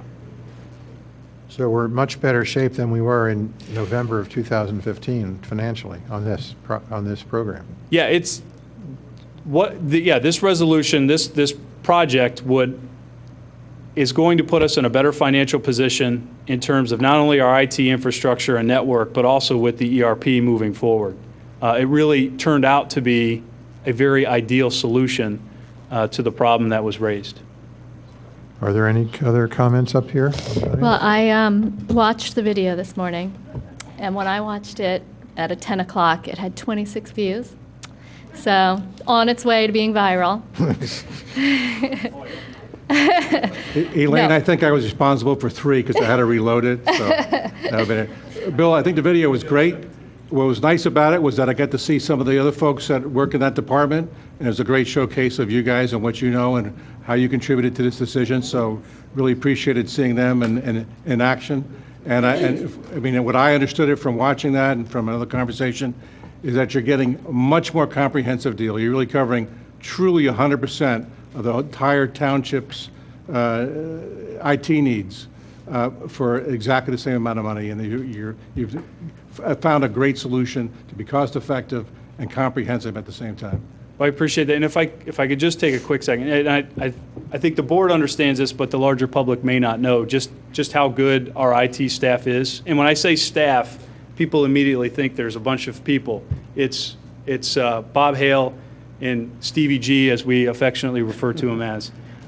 Stevie G was nice enough to retire and then still comes back and helps out on a part-time basis. So the staff is 2 individuals that keep the entire township running. So they really do a terrific job. And they did a terrific job taking this project from where we were in November to where we are tonight. Well, that is definitely was evident in the video and in the memo how much thought and analysis went into this decision. And I'm very confident taking your advice because it was very well presented. I love the video, putting it so that it's sort of everyone gets a very good idea before we come into the meeting. Not that it saves a whole lot of time, but a little time. And I appreciate all the work that went into making this decision and to presenting it so well. Does anybody in the audience want to comment?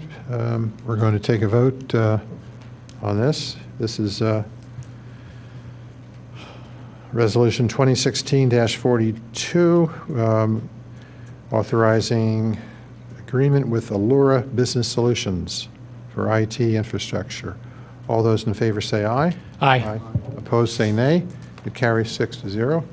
All right, now we're going to go to, we have one removed item from the agenda. I should have announced this at the beginning.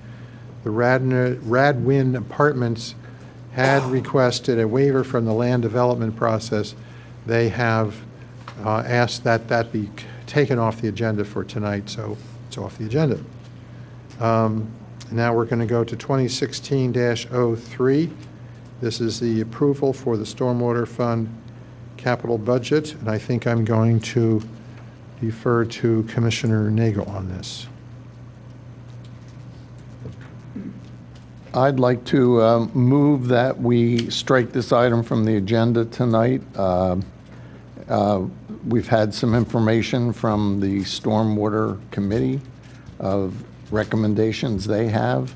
And personally, I believe that this part of the project that we're addressing tonight was already approved 2 years ago. So subsequent votes for that would come during any authorization to go out to bid, to spend money. So, yeah. And we also had agreed to do a study, township-wide study, that would perhaps alter our opinion of the scheduling and the if as far as this project goes. So I move to strike it. You want to take the entire matter off the agenda? For tonight, yes. Well, I'm not sure if we can do this, but I would be comfortable with at least discussing, if not moving, to approve the ordinance that the one that we introduced in February without any changes. And we discussed it, and I think we unanimously, maybe, I'm not sure, I think we unanimously introduced it at the levels that at the spending levels that the Stormwater Management Committee presented to us. And was that the one that was advertised for tonight? Yes, and that was what was advertised. So I would be comfortable doing that tonight. That's what we discussed, that's what was introduced, and I don't see any reason to change it. We did get a memo from the Stormwater Management Committee opining about some potential spending on, or some exploration of spending on fixing the system in North Wayne Park that exists.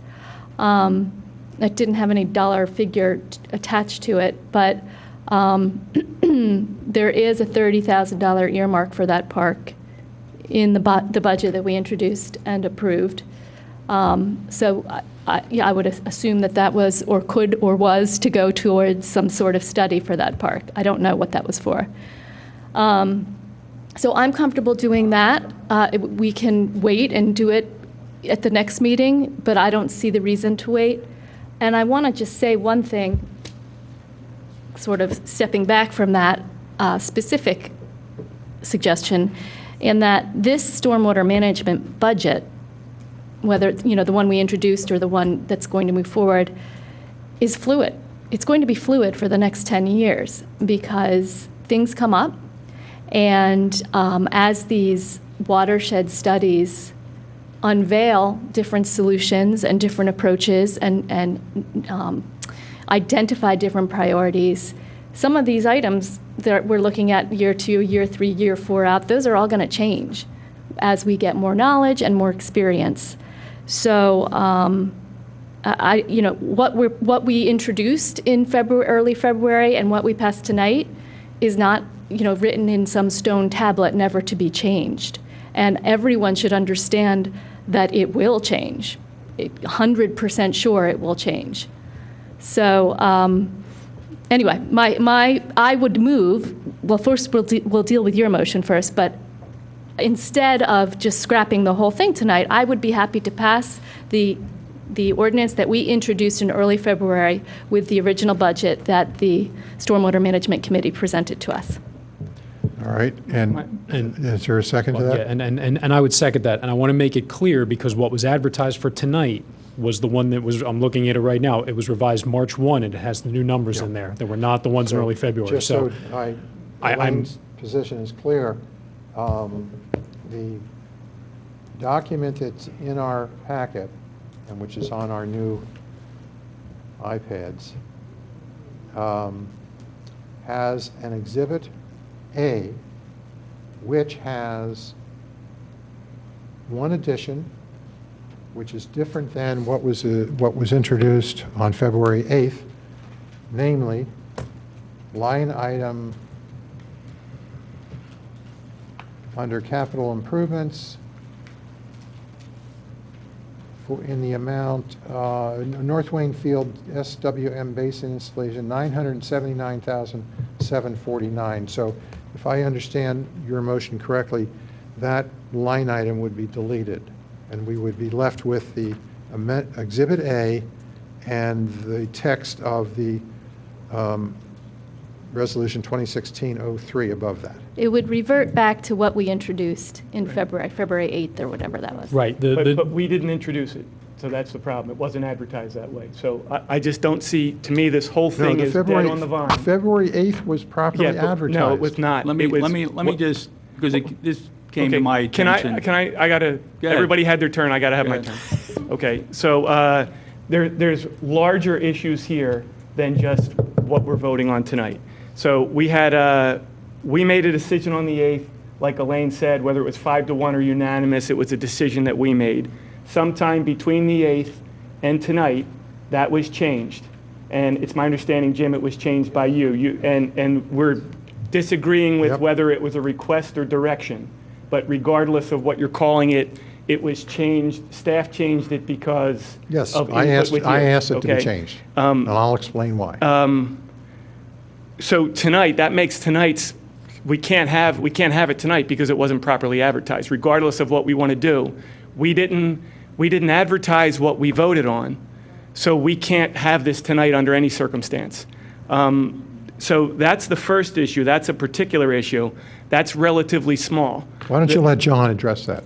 Well, let me finish, and then you can address all of mine. Because so the larger issue is we can't have this. We can't have where we pass something as a board, and it's changed by somebody else, and I have to dig, like, it's 5 o'clock this afternoon, and I still don't have the facts on why this was changed.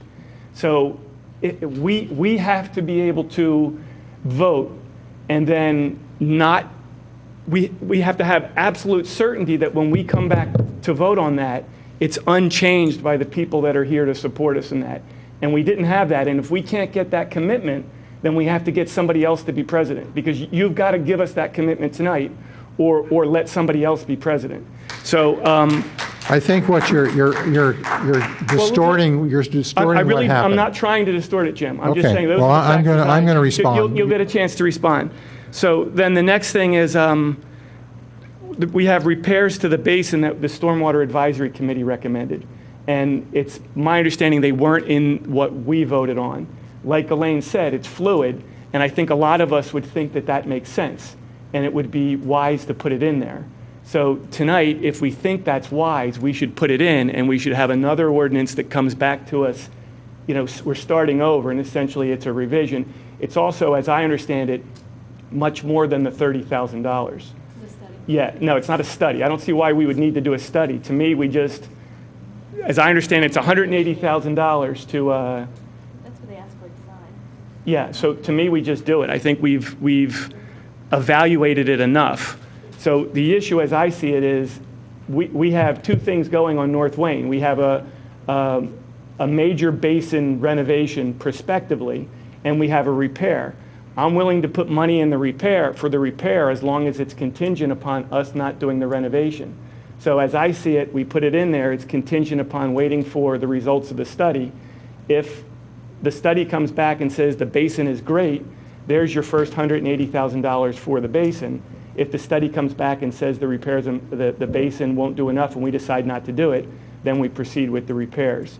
So The repair, the $180,000. Yes. So it just can't be both. There are no circumstance, if the study comes back and says that an upgrade is needed, where are you on that? Then, well, we'll make a decision about whether an upgrade is needed. I don't think we're going to be in, but if the board votes that I'm asking if the study does, what's your position? Well, so I'm going to make a decision on how beneficial it is. That's all I want to see is the sensitivity analysis. If it comes back and I think it's a good investment, then I'll vote for it. That's been my position from the beginning. If I think it's a bad investment, I'll vote against it. Okay, that's fine. Right, I'd like to ask John to. Let me, Jim, I'm not finished. Sorry. Okay. So, so I think we got to start over and revise it to include the money that the Stormwater Advisory Committee recommended. So, smaller issue is we can't go forward tonight. We got to start over. Larger issue is we got to resolve that issue on. We voted on something and it was changed, and then. I also just, John, I think it would be appropriate for you to comment on Dan's point about the difference between a revision and an amendment. So that's where I am on this item. Just on the ordinance, it was advertised, as you recall, I guess, February 8th.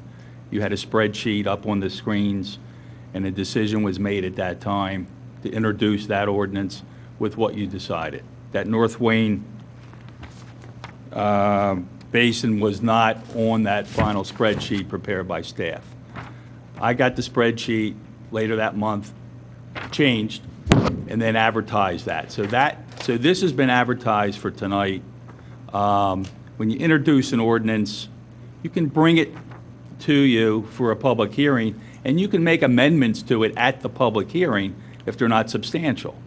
What was added on here is substantial. So my recommendation on just the ordinance and the charter addresses, introduction of ordinances, having a hearing, and then making changes, which you can do, and you've done that, if they're minor. So, but this isn't what was introduced. So my recommendation is that the spreadsheet needs to be finalized, cleaned up, however you want to do it, and then reintroduce the ordinance. This is not a budget amendment or a revision. That provision, which, and I was trying to read along with Mr. Sherry as he was reading from his phone. That does have to do with a new board coming in and completely changing the budget. This is what you did, as Bill explained to me, with the stormwater part of the budget is you left it open until you got recommendations back. And then what this basically is a supplemental appropriation under the charter. It's not a new budget. That section doesn't apply. And there's no, and you've done that in the past, where you've done supplemental appropriations. You have a Right, budget. like almost every year we do it. Every year you do it. So I don't know where that, I mean, I know why that's being raised, but. So can I just ask a clarification of that? So if in 7 months from now, the Stormwater Management Committee came to us and said, we just got this great report from our consultant, we have a miracle cure, it's going to cost another $700,000 or $1 million over here. Can we amend the budget today, this week? We'd be able to do that, right? Correct. And you Okay. and you've done that and Bill has typically prepared these amendments, revisions, supplemental appropriations, whatever you want to call it, but it's not that provision that is in all the statutes, it's in all the codes. When a new board comes in, typically what happens, either taxes are raised or lowered when a new board comes in. But this is more a part of the overall comprehensive budget that you are entitled to change. And you've done that with different parts of the budget when you have the funds. If you have the funds to do it, and it's a supplemental appropriation budget, I guess would be the more appropriate name for it. So bottom line, you advise us to reintroduce tonight with. Because of the spreadsheet, Right. I think So, the spreadsheet. and even if we keep it exactly the same as it was February 8th, Correct. still reintroduce it? Correct. Okay. All right, any other commissioner have a comment? John, I want you to opine on this in a minute or two, but first and foremost, I want to respect the budget process. And whether that means what happened here tonight or undoing it, whatever way it is, whatever is legal is right.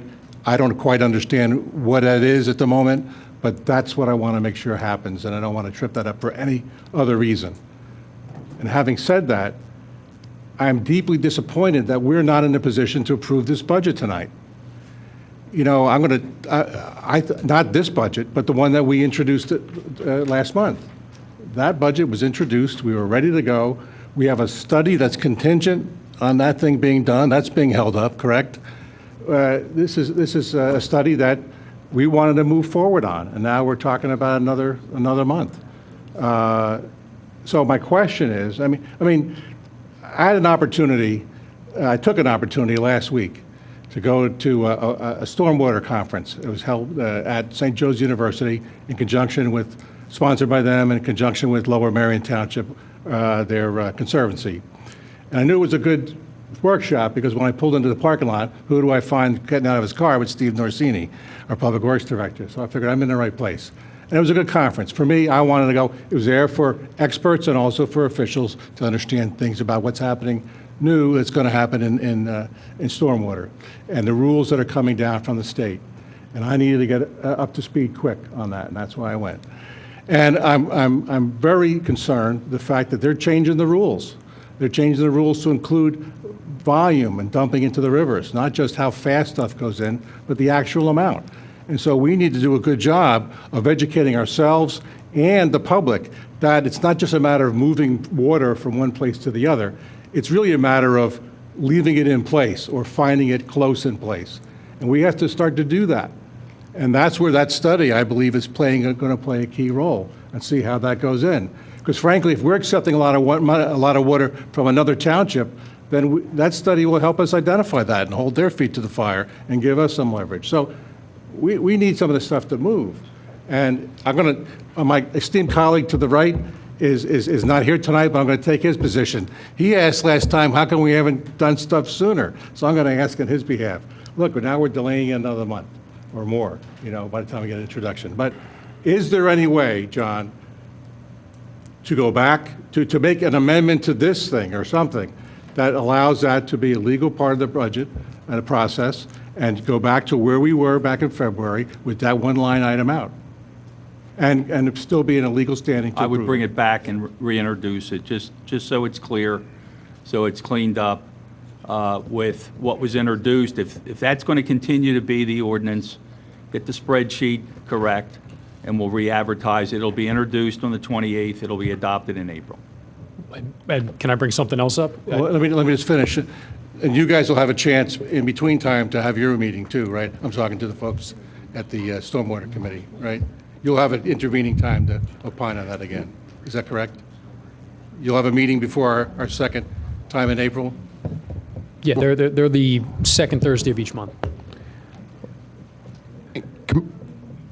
Commissioner, also too, that study's going to continue. This study began, it started, it's not going to be interrupted, that study at all. Have they started the study that we?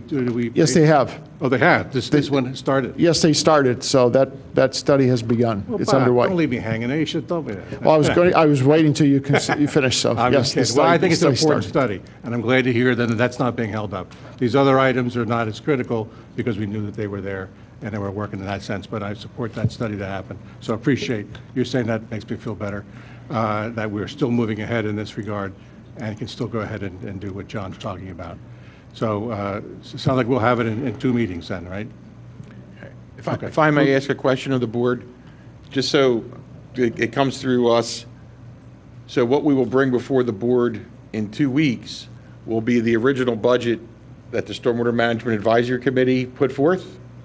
Just so I know what goes on your My plate. opinion is what should come before us in 2 weeks is the original modified with the $180,000 to do the basin repair. And then a condition of that $180,000 would be that the repair would not happen until the board makes a decision on the larger basin project, which presumably will happen in 16. There's also, the way the Stormwater Committee did this, they did a great job. So there was, if you were to back out, if you were to go to their original budget, at the end was $500,000 and change of money that was not apportioned to specific projects, just to do such things as you're saying. So conceivably, the budget could come forth as put forth by Stormwater Management Advisory Committee, and this board could make that change. If we're starting over, why wouldn't we simply start over with what we want? And what I would, in the interest of speed, I would not even send this, we got your input, and I think we're going to take it. I wouldn't send it to them. I would just, you make the change, you know where it goes, there's cushion in there, and you let it cushion.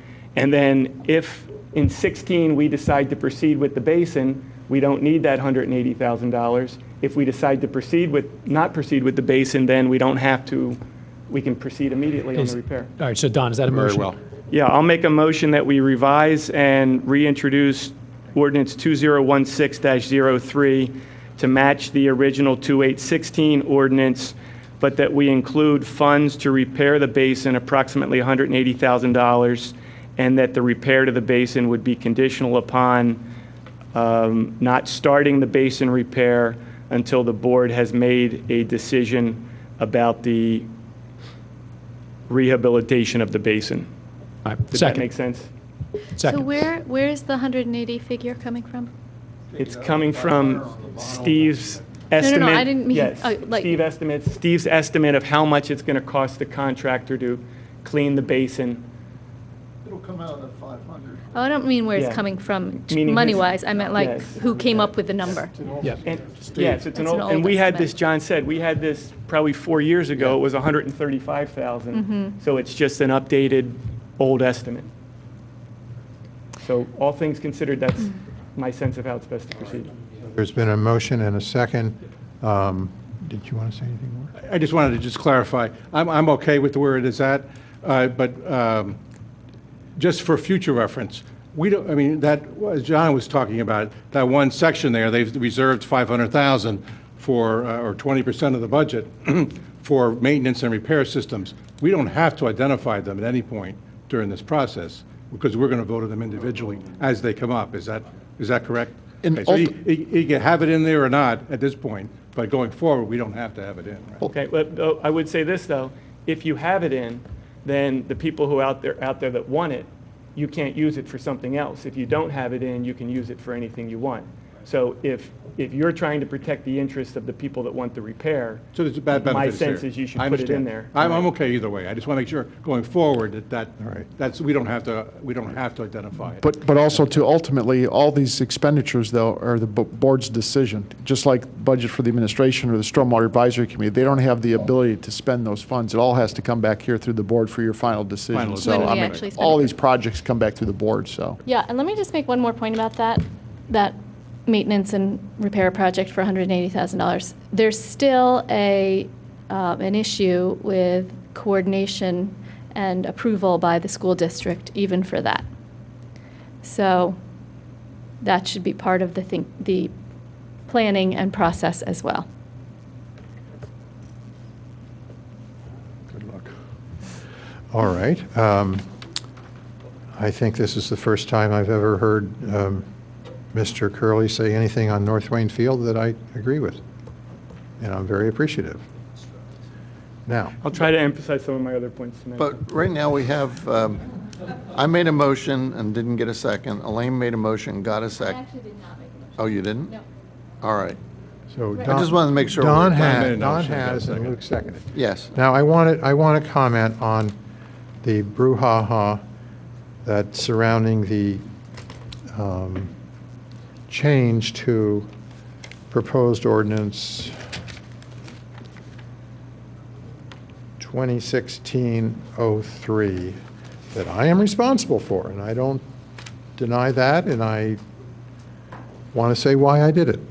After our February 8th meeting, wherein we approved the Stormwater Management Committee budget for 2016 with the attached appendix, I realized that there was no money in there for the North Wayne Basin upgrade. And I knew that we only introduced that ordinance on February 8th. It was not law.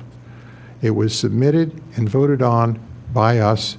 I think it received a 6-to-1 vote. Rich Booker opposed it. So after that was passed, I heard loud and clear from my constituents downstream who pleaded with me and said, what did you do? You missed putting in this money to take care of expenditures that might be needed in 2016, yes, in 2017, for our safety and the safety of our properties.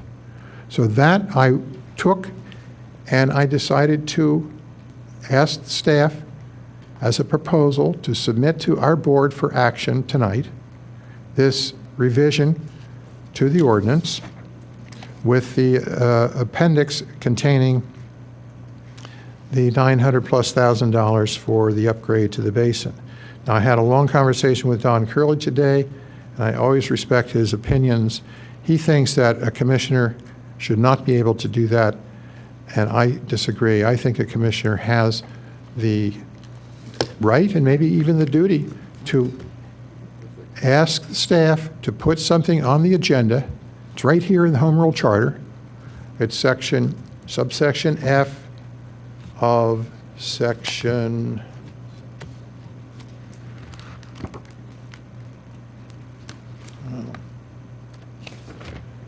209, and it's one person's plan, one person's idea. That was me. I need 3 other people to agree with me. I know that. Everybody up here knows that.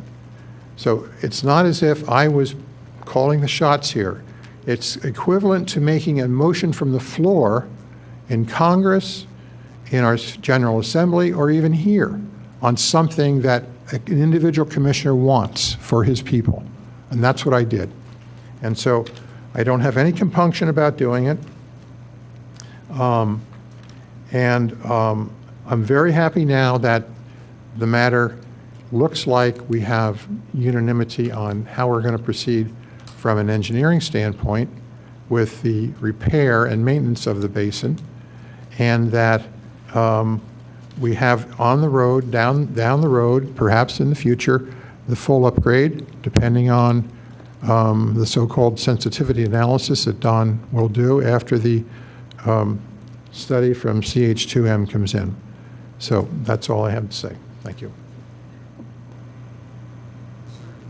Anybody else, member of the public that wants to comment?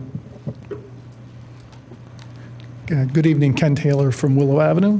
My comments are two-pronged. First, I rise to actually perhaps more agree with John Nagle's motion that didn't obtain a second, in deference to the fact that I understand the budget that was submitted in February and moved for introduction contained as a component, the cost for the township-wide assessment, the multi-watershed assessment. I would like to see this board commit to that alone in this budget, because that, coupled with all the objective criteria that we utilized in approving the Banbury Way, Wawa, what have you project, finally set the objective criteria that seem to satisfy members of the board that were concerned about advocacy on behalf of the Stormwater Advisory Committee or individual neighborhoods for the expenditures of these money. But what we don't have is we don't have that objective criteria and the sensitivity analysis until that assessment is completed, for that to be used township-wide to prioritize expenditures from this stormwater fund. Until we have all the watersheds assessed and the engineering firm that we task with doing that to assist the Stormwater Advisory Committee or your board with prioritizing those projects based upon the sensitivity studies, I don't think this board is doing right by the township as a whole in moving forward with the proposed budget that was submitted by the Stormwater Advisory Committee in February. They did not have the benefit of a township-wide assessment, multi-watershed assessment, in order to prioritize their projects.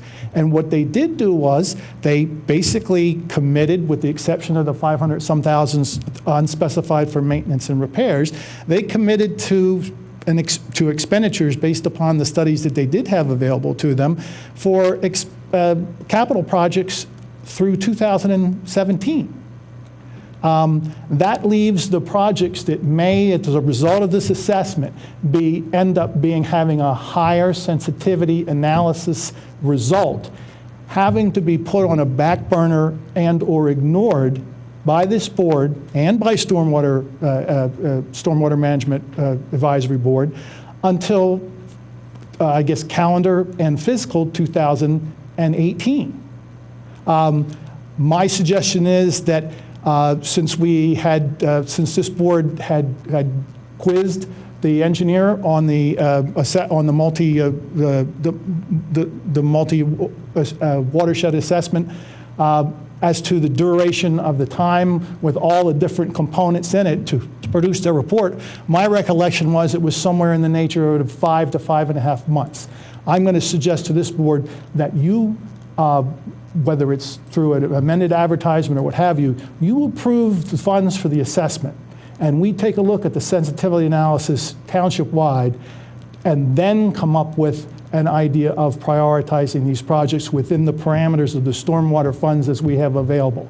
To do otherwise is to fall into the opining of Commissioner Booker when he was here, suggesting some kind of a ward by ward approach.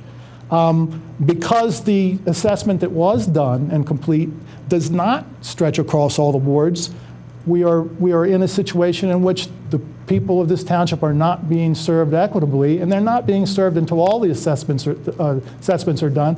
They're not being served by this board prioritizing the funds for the biggest bang for the buck or the biggest impact.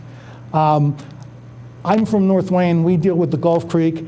I don't think Chagrin Valley was very far off, so I think the result of the assessment is going to be that North Wayne is a very high priority area from the standpoint of both the number of impacted people in both the first ward and the second ward, and the potential for property loss and or injury. I think we're going to be right up there, if not number one, when that assessment comes out. But to commit 2 years of funding although I take Commissioner Schaefer's point that it's somewhat fluid, but it's not that fluid. And the Stormwater Advisory Committee is asking for advice so they can move forward and they can make long-range plans. I think since we're on the cusp of getting a township-wide assessment, we ought to wait for that township-wide assessment. We'll be able to evaluate these projects based upon the very same criteria in all the watersheds and all the wards, and then this board will have a much better idea of how to spend the funds that are available this year and perhaps even beyond 2017. Okay. As far as the North Wayne Field, second point. Well, you're at your 5-minute mark. I understand, and I beg your indulgence. As opposed to my esteemed colleague, Mr. Sherry, who's indicated as a plaintiff's lawyer wants to do, that he can tell whether the township could ever be sued having to do with stormwater, and he assured you that you could not. Well, that advice was worth what you paid for it. In a 2014 Commonwealth Court case, Right. Take the microphone with you. This Commonwealth Court case is No, Brett's. the hand mic. This Commonwealth Court case is Brett's versus the Central Bucks School District. This is an equity case in which a school district was held liable because the governmental entity put together a stormwater project, and the results of that man-made attempt made things worse for the neighbors, not better. The Brett's case says that this township, because it, especially in North Wayne Field, erected a failed design, it was not, from what I understanding, was not constructed per design, and it certainly wasn't kept up, leading to where we are today, that under this decision, the township has a particular potential for liability. And I think that this, in particular the North Wayne Field Basin, I think this needs to be considered as part of the analysis of the Gulf Creek in assessing the importance of dealing with this as a high priority item. In addition to all the other sensitivity study factors. So I'm going to hand a copy of it up to each of. I'll give one to the solicitor, please.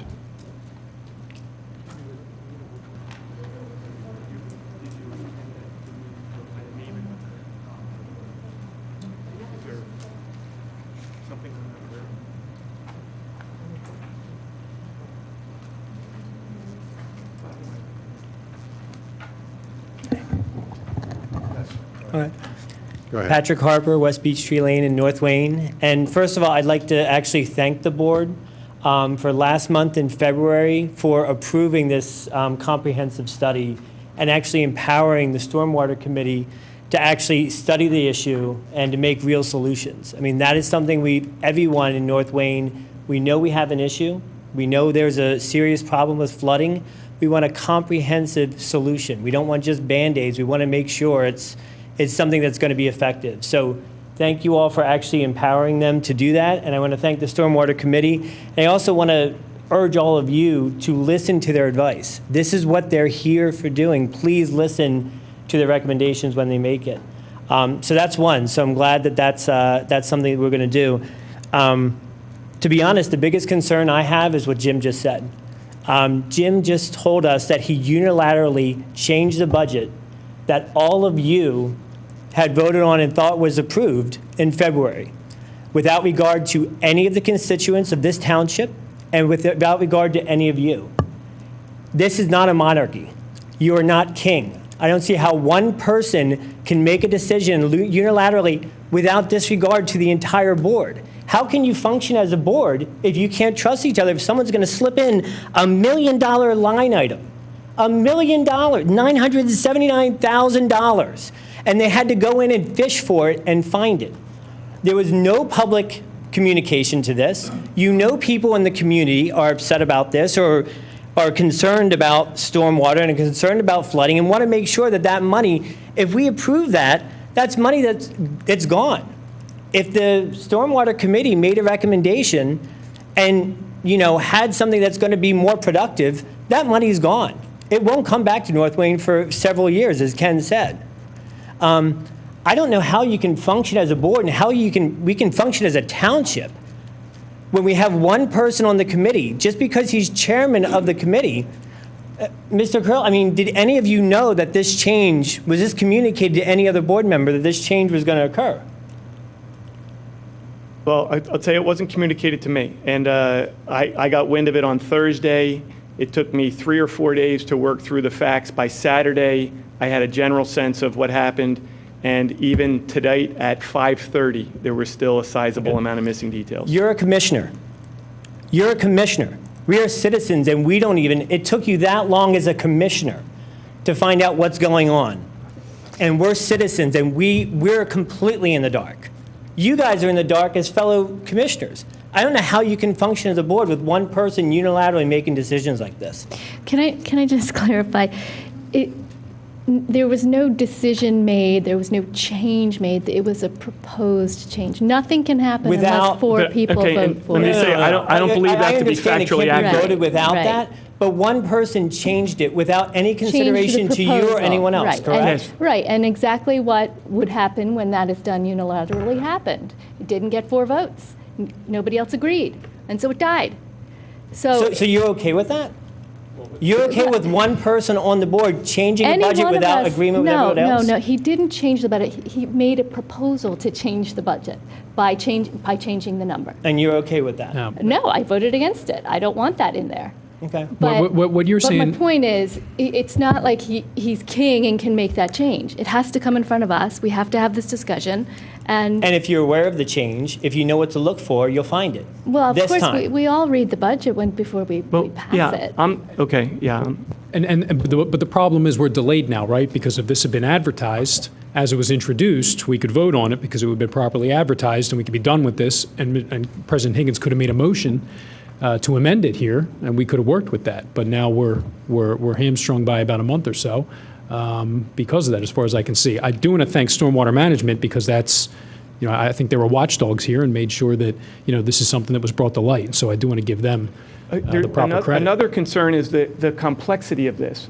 I mean, I am in this day to day, hour by hour, and it took me 3 days to figure out what was going on. So I can't imagine how difficult it was for me to understand what happened.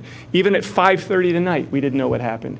How difficult it was for me, I can't imagine how difficult it was for the others. I mean, for 6 years, I've been hearing people talk to us and say they don't trust us. Some people, not everybody. Some people say they don't trust us. And this is why we lose trust, because of things like this. So this is no small matter, in my opinion. And my request is that you not fight it, but that you recognize that it was a mistake and correct it. I will accept a mistake was made and we're not going to do it again. I'm going to have a difficult time accepting that everything was okay and we can proceed in that manner. As citizens, we entrust all of you to make decisions for everyone, not just for your constituents, not just for a handful of constituents downstream that don't all even agree with what you did. But this is a concern. Anybody else want to say anything? Ms. Maz, hi. Paige Maz, Stormwater Advisory Committee Chair.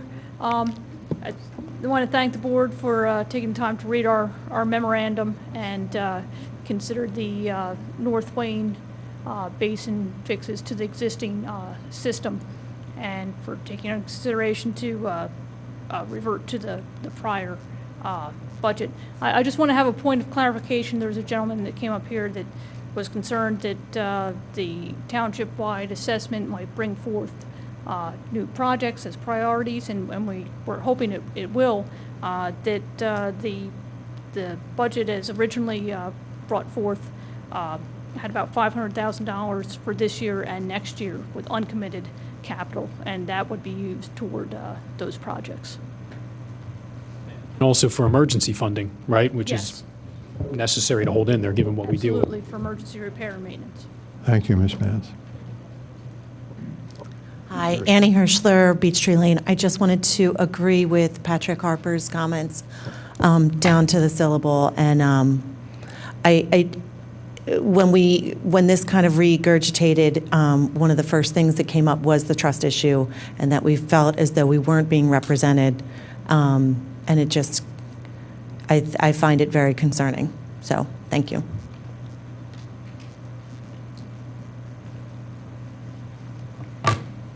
Dan Sherry Wayne. This is officially certified as a chronometer, so I'll just activate that now.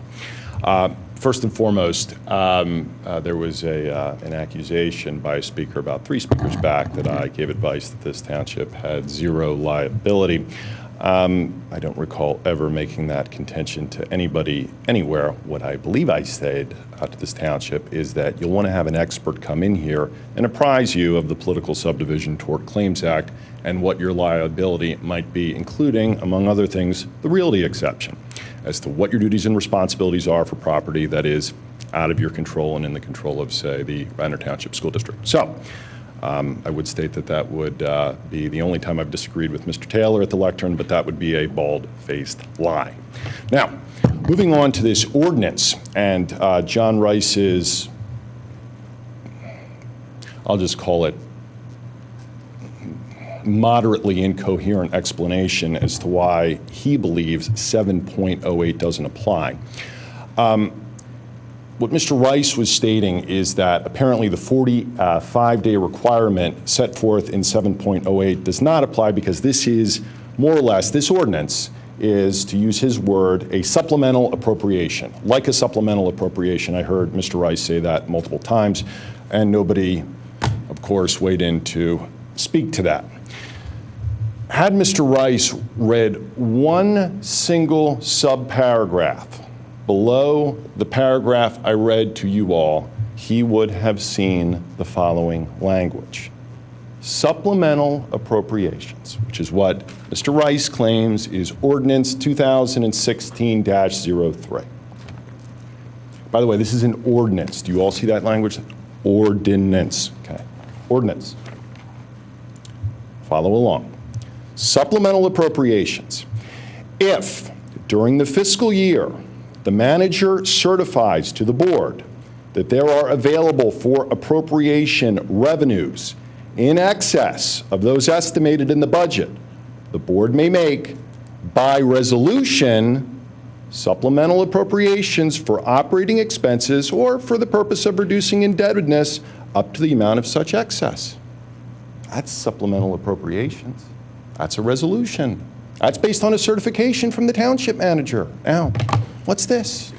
Does it say resolution? No, it doesn't say it. It says ordinance. Does it say anything about a manager certifying? No, of course not. It has nothing to do with that at all. It's talking about the Stormwater Management Advisory Committee.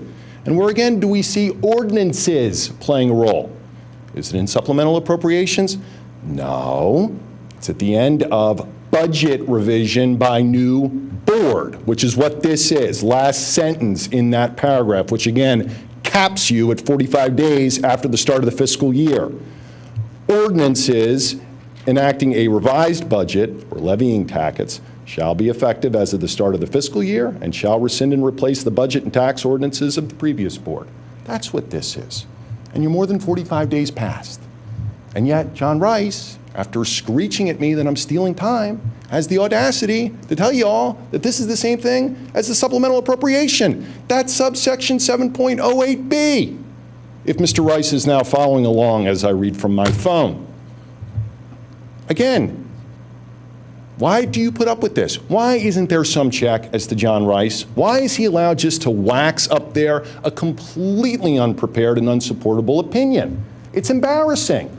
Supplemental appropriations, that's the next subsection. Very clear in terms of what it can be and what it can't be and what certification you need as a prerequisite. And what is it moved under? Is it moved under an ordinance? No, it's moved under a resolution. But according to John Rice, that's okay. This ordinance is okay. Now, a couple minutes remaining. Let's talk about Jim Higgins' defense of what he did, okay, which is almost but not quite as outrageous as the act itself. According to Jim Higgins, it's fine. He's duty-bound to do it. Duty-bound to do what? You all voted on something, and what does Jim Higgins do now that he has a duty to discuss it, and apparently not bring it to the attention of at least my representative, Don Curley? Does he change the language of the ordinance? No. Change the notification of the ordinance? Nope. What's he do? Puts in $1 million line item into a spreadsheet. Wow, that really puts the public on notice. Again, this board is not supposed to be a party opponent with the public. Okay? This is supposed to be a, well, reflective role for you all to be up there. Putting us on notice is something that's just axiomatic. This idea that you would bury it in an attached spreadsheet, requiring people, including commissioners apparently, to go digging, try to figure out what exactly you changed. How is that in any way a responsible, transparent government? It's the antithesis of it. And yet, Jim Higgins had no problem doing it. And I haven't heard any staff member that apparently has taken responsibility for going along with that. There's no staff culpability on this. I believe that you're totally right that this is a huge issue for the board, and I think it would be a mistake for us to try to pass this off onto the staff right now. I'm ignorant. I don't know whether it was or not. Well, that's just my opinion. That's fine. But I know in the past, and this has become an issue before this board, that there was, a couple of months ago, a proposed resolution about completely changing how public comment occurs at meeting. And what did we find out? We found out that Jim Higgins and John Rice got together and started coming up with this whole resolution outside of discussing with all of you. So again, I don't know if John Rice was involved in this. You're claiming that no staff was involved at all. Wow, where would Jim Higgins, again, get the audacity to think that he could do that? It's totally inappropriate, totally inappropriate. And again, we also had, I might add, up there on the lectern, Elaine Paul Schaefer talking about this basin. At least I thought I heard. Hey, that's the North Wayne Field. You all would remember what happened last summer? Found out that Elaine Paul Schaefer has a conflict of interest with the North Wayne Field. It was a headline in the paper. She had to recuse herself. She's done with it, and yet she's up here talking about it. No interjection by the solicitor at all. She's now part of it in terms of this discussion. So please, you have some time now until the next meeting. Why don't you have an in-depth discussion with John Rice about what the charter actually says, as opposed to a very rushed, very hurried, very confused, in my opinion, very indefensible belief system that John Rice is throwing out there for the first time at a public meeting. It's not appropriate. That's not how legislation should work. Find out about that 45-day rule. This is a new board. This is following an election. This is, and we'll go back and look at the tape. You saw what happened when I was asking about revisions or amendments. Did John Rice immediately come up with an answer? No, he threw it out there saying, what's the difference? And now he's caught. Thank you, Mr. Sheriff. Now, your time's up. You're over I'm your time. almost finished. Almost finished. If you would just allow me at least one more minute, just because I was accused last time I was at the lectern of stealing time, which didn't get a rebuke, by the way. That's a very charged, very, very charged statement to make. I'm not here stealing time. I'm here on my own time. I haven't charged one bit for being here and pointing out to you what is plain language in Radnor's charter and Radnor's code. But somebody here is. Somebody is here being paid to sit here and listen to the presentations and should be reviewing ordinances and resolutions. I don't mind you going over your time, but would you just cease and desist from the personal attacks on our solicitor? I don't mind you going over your time, but please. The solicitor, so I'm being interrupted. I am being interrupted by an individual who is furious that I am talking about the solicitor after he says nothing when the solicitor accuses me repeatedly of stealing. Again, an indictment of Jim Higgins' character, an indictment of Jim Higgins' approach to government, and I think a real sad day in Radnor Township that this man, for whatever reason, is continuing to be enabled. Thank you.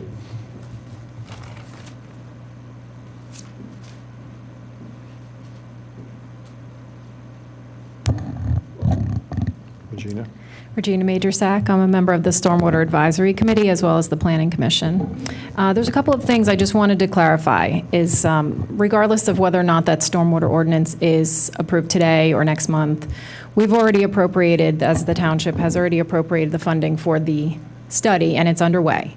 So there's no delay or impact on that. As well, we've already allocated, you've already allocated funding for the design of a connection to the already existing facility on South Wayne Avenue. However, at our meeting, we were kind of disappointed to see that hasn't been moving forward. I think it was a pretty solid vote in favor of that when it was in front of the board. And not this board, but 10 years ago, the current board at that time were the ones who approved the design initially. So I'm kind of disappointed that that's not moving forward at this point, that we're questioning whether or not that's beneficial, even though it's been approved twice by our Board of Commissioners.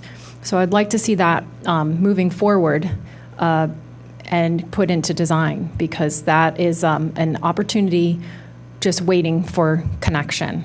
And similarly, our stormwater ordinance, 2 minor revisions were suggested by our township engineer, both very beneficial. One that would help residents when they're installing systems be able to design them properly. There's kind of a generalization in there that eliminates the ability to fully use the credit for the systems, which has been driving up the cost as well as the size of some of these residential systems. And making them larger doesn't really benefit anyone, because only what goes in can actually be stored there. And there's an additional cost with no additional benefit. And the other is that when redevelopment occurs, we would be looking to consider a portion, only 25%, a portion of the paved area, and consider that as if it was not paved, and use that as our baseline comparison for pre and post development. And those 2 things have been recommended, I can't even remember how long ago. And for whatever reason, we still haven't moved forward with that. And that's another concern of mine. On the Planning Commission, I've seen countless projects come through that would have had to provide more stormwater management had we enacted those 2 minor changes that Gannett Fleming put forward. And I know that it's supposed to go in front of the EAC soon, but this is really so minor that it's really, the board is capable of making those decisions without extending the time for people to comment, and then go back later and do a complete overhaul if they so choose. So those 2 things could benefit us today if we could move forward on both Let me of those. ask, Bob, Steve Marsini is not here tonight. Correct. He was here earlier. Do you have a status report on the South Aberdeen Avenue pipe connection? That's it. It's the middle school connection. On the middle school connection, that is one that I'm sitting on. That's my fault of why it's being held up. I've got questions for Steve on that one, because based on that, to move to design at this particular point, one is there are questions I have in regards to the library. One is because there's going to have to be significant stormwater storage that's going to have to be done in that South Wayne lot. 2 is based on the information that I see. There's a lot of questions I have that has to go back to the engineer, because I see nothing that's going to be addressing that to design at this particular point that I have questions on, at least from my particular standpoint, that I need to get questions answered on, because I see that. I also think there's questions that have to go in front of the board for them to make that decision on this, because there's also a study that was just authorized to look in this particular area. So I think until those study results are done, I think pretty much any project to move forward in that area, I think we're waiting for the results on any of these to come forward. So there's questions. I know I've asked Steve for more information to actually, I know from my perspective on this. Well, the reason that the Stormwater Advisory Committee put that before you is that that was what we considered low-lying fruit. It's an existing constructed basin which is not receiving the stormwater that was designed to enter it. And regardless of what's going on in the lot across the street, this is on the middle school property. It's already been built, and the pipe had not been connected for some reason during the construction. So I understand the library's got work going on, and there may be stuff but this is completely independent of that. And I would love to see this move forward at a much faster pace, because it could provide relief to people almost immediately once it's installed. And I can show, I was involved way back when, paying attention when this was designed, and the room was packed with people, because I'm sure some of you remember how important this is to correct our flooding right in front of the fire station. And so it's equally as important to correct the problems sooner rather than later on Poplar Avenue. That's why the committee recommended that we get valid costs for restoring the existing capacity of the existing system, And so that we can do that sensitivity analysis and incorporate that in our decision-making, we have to have legitimate, actionable costs for that repair work in order to decide whether or not it's beneficial. So have you seen the results of initial analysis or study or by the consultant? Are you referring to the Stormwater Management Committee? Have you seen the results? That's just been starting. So right now it's in the development stage. Next month there should be some information coming forward. However, with the discussion we had at our committee meeting about the Poplar Avenue is that this time that's been passing, all the storms that we've faced could have been less of an impact had that capacity been restored. However, we don't have a true number. 180,000 may be an engineer's estimate, but what you really I was talking about the middle school hookup. At the middle school? Yeah, have you that was seen? studied over 10 years No, ago. but we authorized some initial design. Yeah, and it didn't move forward. That's why I'm upset. Well, I think from also my there has perspective, been though, work done. Gannett Fleming was going to bring the study forward Right. to that, and I'd That's asked what that. I thought was happening. Because the issue is I have questions in regards to that. The problem I have is we talk about bringing that results forward. However, I feel there's a huge problem is the idea that this is going to solve that problem down there is there is so much water that comes into that area, we're kidding ourselves that if we think that storage basin under that field is going to do anything. No one thinks there's a silver bullet. No one thinks there's a silver bullet. There isn't. So, I mean, the issue is, and I think this goes back to Commissioner Curley, who spoke earlier about, and Don has brought me a long way in his thinking that we have a bigger problem we need to solve, and from what Gannett Fleming is going to bring forward, I think we have bigger issues we have to look at here is how are we going to capture a big area of this issue? I know we have big issues, but we voted to have them look at this to see if it could, how we would move forward, if it's possible, how much it's going to cost. I'm not sure why that hasn't happened.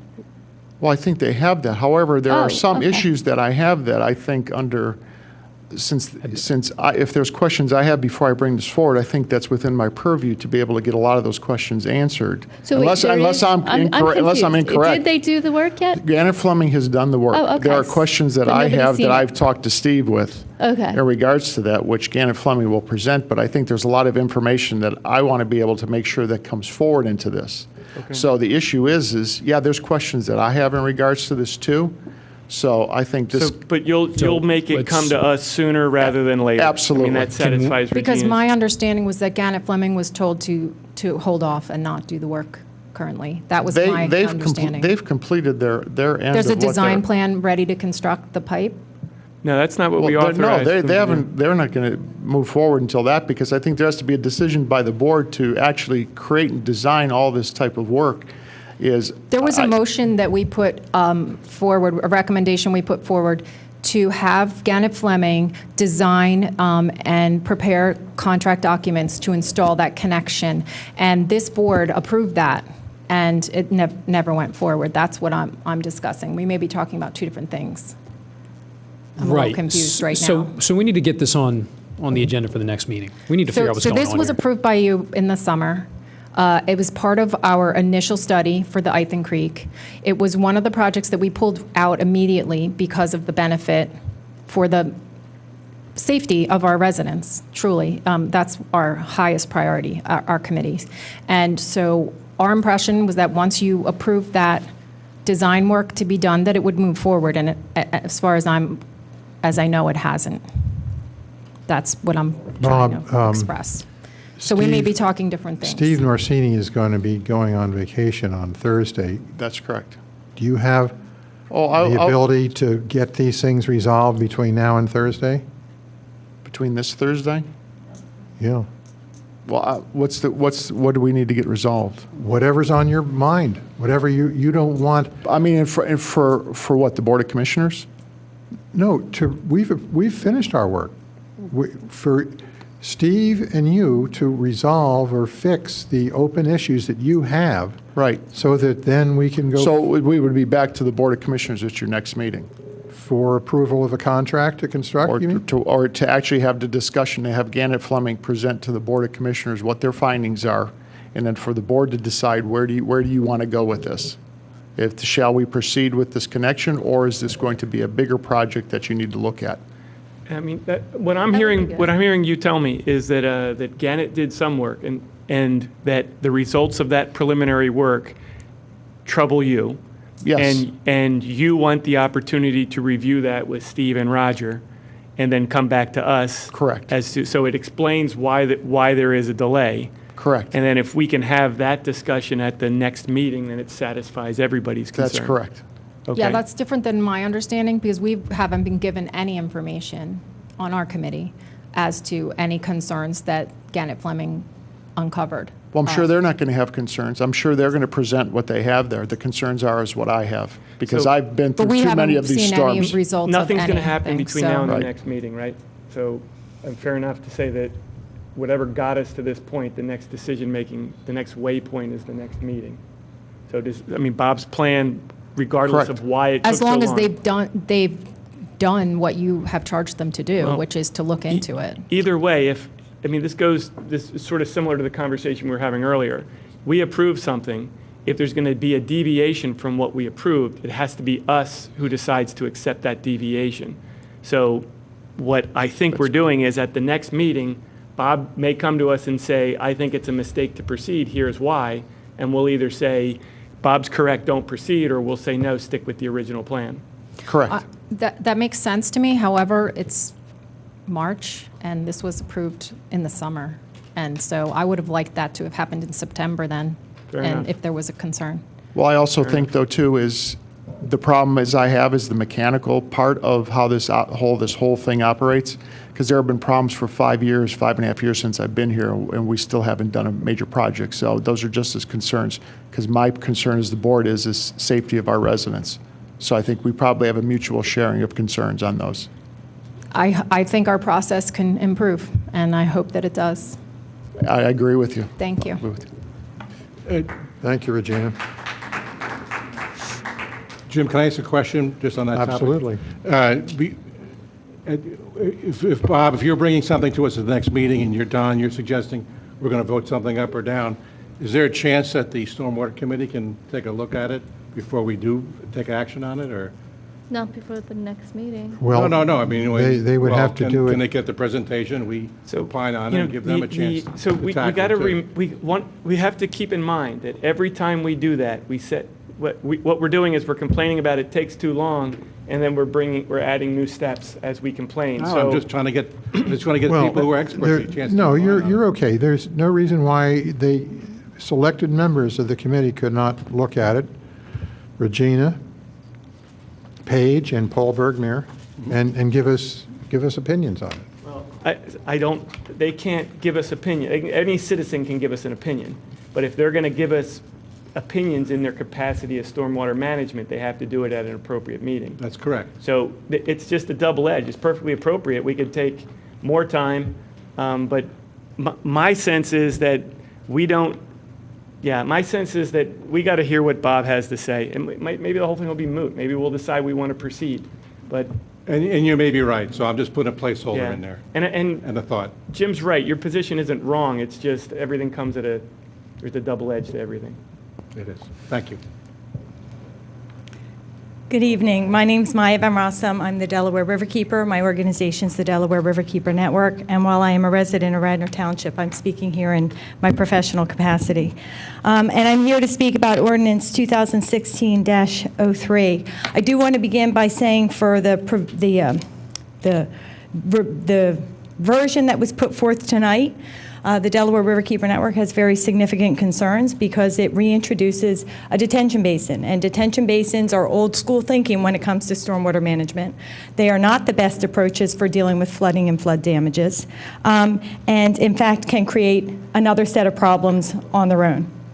It's not accurate. It doesn't, the basin provision was taken out. The version that was proposed tonight before Okay, so earlier you're not opposed to the one, because ultimately. I'm going to get to that. Ultimately, we chose not to proceed on the one that involves the basin. I'm with you. perhaps I misunderstood. Right. I just want to make sure that there's clarity for the record for those people, to the extent that this may come back up, because it's taken off for tonight, but there's going to be more discussion. I want to make clear that when it comes to stormwater detention basins, that we believe that they're not an appropriate solution. They don't properly solve the problem you're trying to solve when it comes to flood damages. They create other problems, and they exacerbate pollution problems that make it harder for you to meet your legal obligations that currently exist and that are going to exist in the very near future when Pennsylvania DEP issues their new regulations with regards to the township stormwater permit. So I just want that briefly out there, but mainly I do want to focus on the process. And the reason why I understand that tonight you've taken off the version that was put out on Friday through the board's packet. But my concern is that this sounds like, from all the discussion, that this is capable of repetition, and that we have a problem with the process, and it's a problem with the process that needs to be addressed. I heard, Jim, that you said that one of the reasons why you put the figure back in the spreadsheet for the North Wayne Park Basin was because you said that it was a missed opportunity. From my understanding of the process and every conversation I heard, it wasn't a missed opportunity. It was an intentional decision by the board as a collective to not put that in. And so an individual putting it in was actually a betrayal of the process that took place up on the dais and that the public witnessed and was relying upon in terms of what would be moving forward. And the thing is, what's so concerning about it is if anybody pulled the two versions, what was decided upon in February and what was actually put out in Friday's packet, there would be no reason for any member of the public who was concerned about this issue to really have an expectation that the detention basin had been placed back in. Because if you look at the cover sheet, it's the same. And if you look at the legal notice for the March meeting, right, somebody might look at the legal notice to see were there substantial modifications. There's nothing in there to highlight that there was a substantial modification. When you look at the spreadsheets, they look pretty similar. So frankly, you have to put on your reading glasses to see that there was such a major change. This $1 million detention basin suddenly slipped in to the version that was to be voted upon tonight. And that's concerning because there was no reason for the public to be alerted that they would need to turn out tonight to speak to you to say that they feel like you were making a mistake. And what I think I've heard from the dialogue is that there is the possibility that this would happen again. And I think what I would like for this issue and for other issues is I think that there needs to be some formal solution to ensure for the public that this kind of change, this kind of slip-in, will not, in fact, happen again, or if it might happen again, because that's the process that you're going to pursue, then we need to be sure that we know that, because we're going to have to read every word every month and not rely upon a casual review in the belief that what was decided upon at the previous meeting is what's actually advancing. And I think that that's just a huge burden for the public and an inappropriate burden for the public. I do want to just point out, just for Elaine, you were saying that you thought that there was $30,000 for North Wayne in the previous budget. That's actually $30,000 for North Wayne Station, so that's different. And then the only other thing that I would like to go back to are 2 points. One, with regards to the Radnor Middle School, whatever you decide about the re-hookup, let us also remember that when the Radnor Middle School project was approved, there were two parts. And the second part, equally as important, if not more important, than the infiltration system that went in at the middle school field, was going back up the hill to institute a series of strategies that would reduce the volume of water that was running down the hill and collects in front of the emergency services buildings. And the experts at the time were very, very clear. You can put that infiltration system in or that modified floodplain, however you want to talk about it, but you are not going to stop the flooding in front of the emergency services building until you deal with the water that's coming down the hill. And that was approved It didn't advance, just like the hookup of this, but that was approved. So if you're going to rely on the previous approval to say we must hook up this system, then I would suggest you should also rely upon that previous approval to say you must implement that second most important part of that project. And then just the other thing, really quickly, Regina talked about some minor modifications to the stormwater ordinance. I would like to remind you that we have a major redo of the stormwater ordinance that is, it's imperative gets implemented for Radnor Township for a whole boatload of reasons, to address your flooding and your flood damages issues, but also to address your future obligations under your stormwater permit with the Pennsylvania Department of Environmental Protection. Gannett Fleming has put forth a proposal. The Delaware Riverkeeper Network has submitted to you extensive comments on helpful modifications. There was a good base, but more fixes were needed. We gave you not just descriptive language for the fixes that were needed, but we actually gave you engineering and legal language to make those modifications. And from what I can tell, except for some periodic chatter in front of the Stormwater Management Advisory Committee, there's really been nothing to advance that ordinance redo. So I really think little fixes, fine, but what Radnor Township needs is a big fix, and you're on the cusp of having it. So I'd like to encourage you to please advance that. Thank you. Thank you, Maya.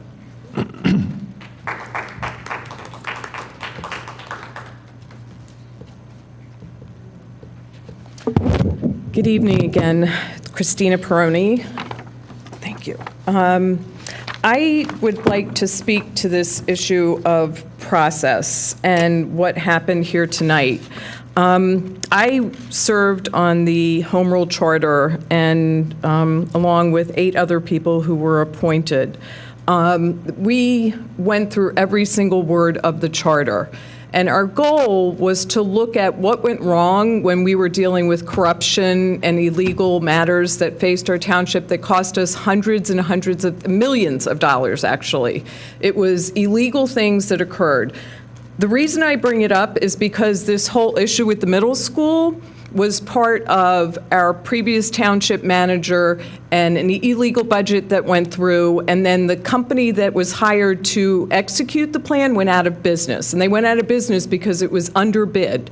And so, anyway, this is what happens when you do things behind closed doors. You get middle school being built without hooking up the stormwater system. So I'll go back to this particular issue of the Home Rule Charter.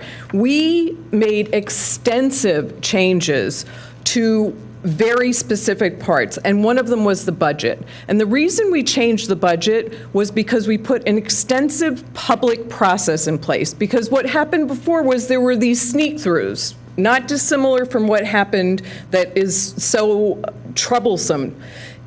So we put in process, and I would ask all the new commissioners and all the old commissioners too, Mr. Higgins in particular, and our council, to please read section 702 about the budget.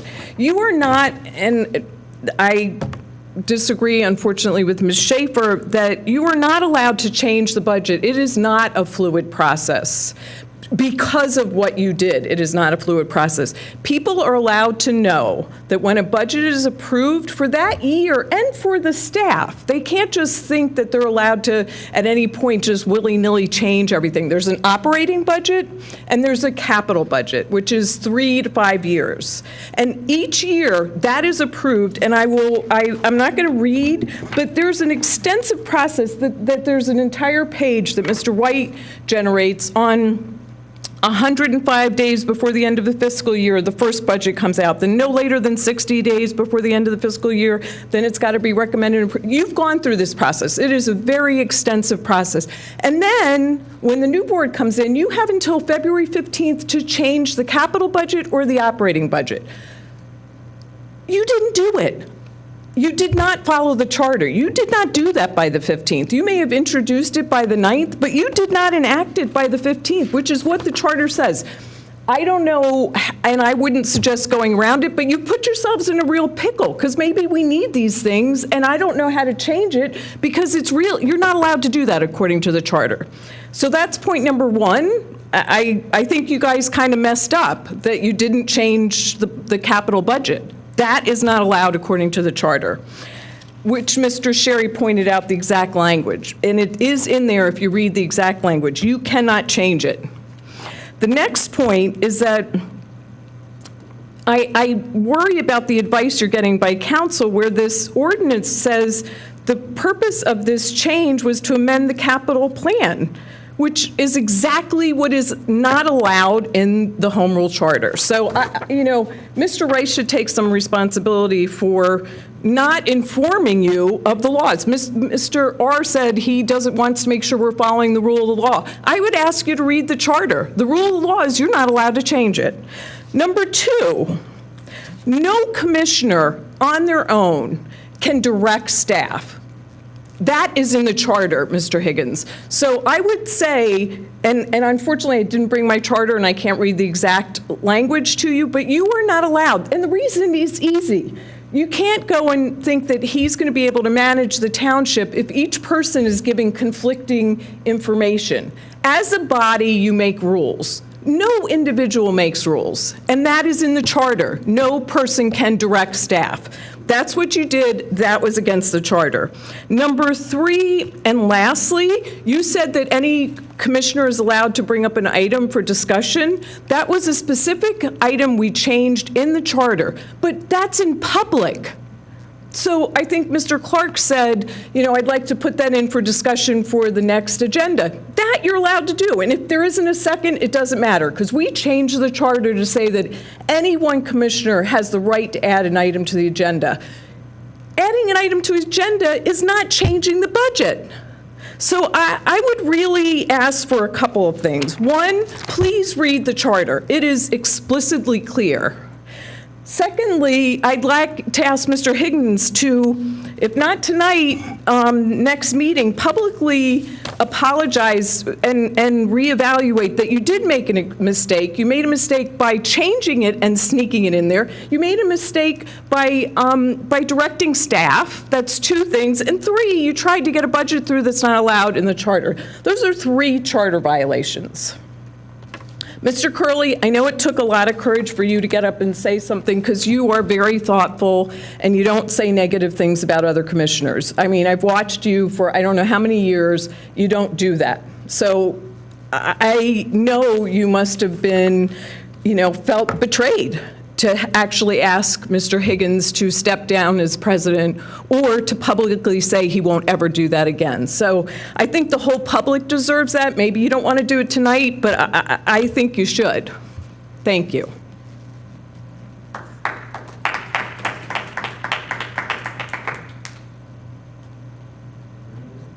Is there any other public comment on this ordinance? Well, I have heard half a dozen people look at what I did in the last week, and I must say I have looked at it myself in the last 2 hours differently than I've been looking at it for the last week, and it doesn't look good what I did. It looks terrible. When Maya pointed out what the document trail appears as, it really looks bad. It really does. Because everything's the same except for that one line item. And I don't know what to say. I am sorry that I did it that way. I wasn't trying to sneak things through. And I expected to have a robust debate tonight about the money that we need for the upgrade of the basin. And so that was always in the front of my mind when I decided to ask Steve Norsini to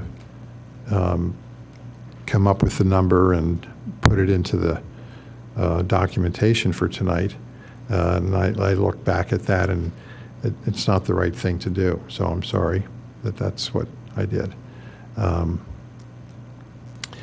And if I want to change anything in the future, then I will make sure there's the glare of a very bright spotlight on what I plan to do through communications to the manager, other commissioners, and to alert them to what I'm thinking of doing. Thank you, Jim. Okay. So, and let's see.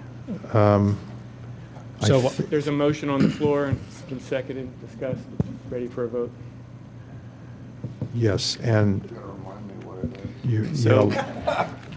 It's a motion to revise and reintroduce 2016-03 to match the original 2816 ordinance and to include funds to repair the basin, approximately $180,000, and that the basin at North Wayne Field, and that the repair to the basin will be conditional upon not starting the basin repair until after the Board of Commissioners has made a decision regarding the upgrade of the basin.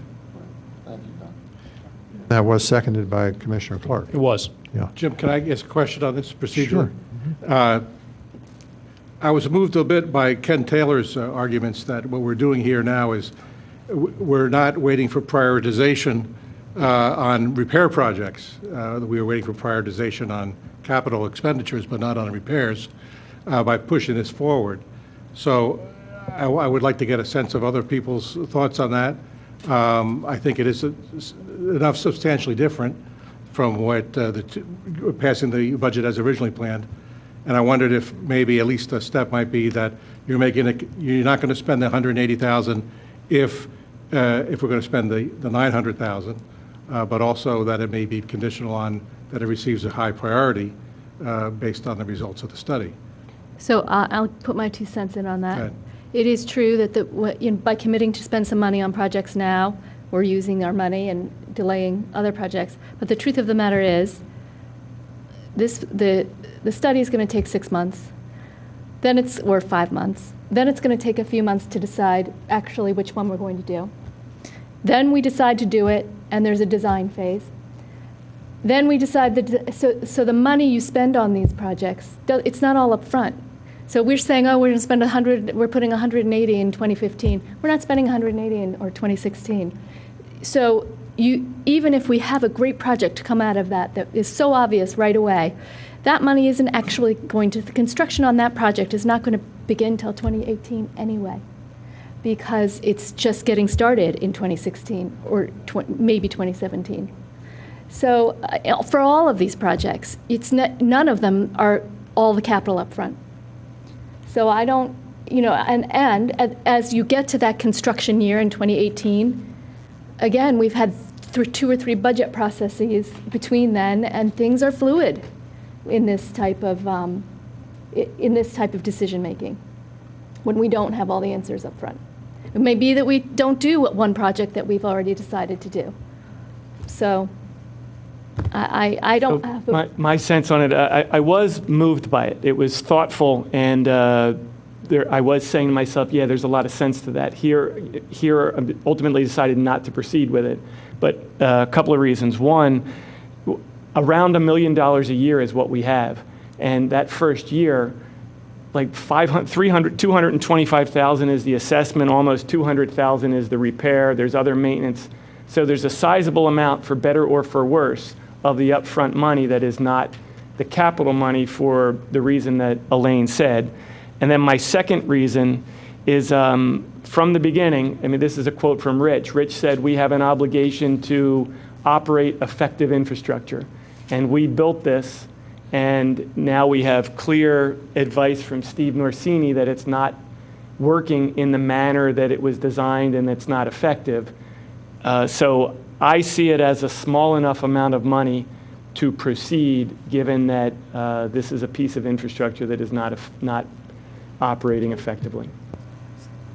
Thank you for those comments. I think they're thoughtful. I wanted to give that point its due because I thought it was worthwhile. Philosophically, I'm still with it, but I think in 5-6 months, hopefully, we're going to have a clearer direction on which way we want to go, both for capital projects and maintenance investments, so that we should be in shape at that point. So let's move forward.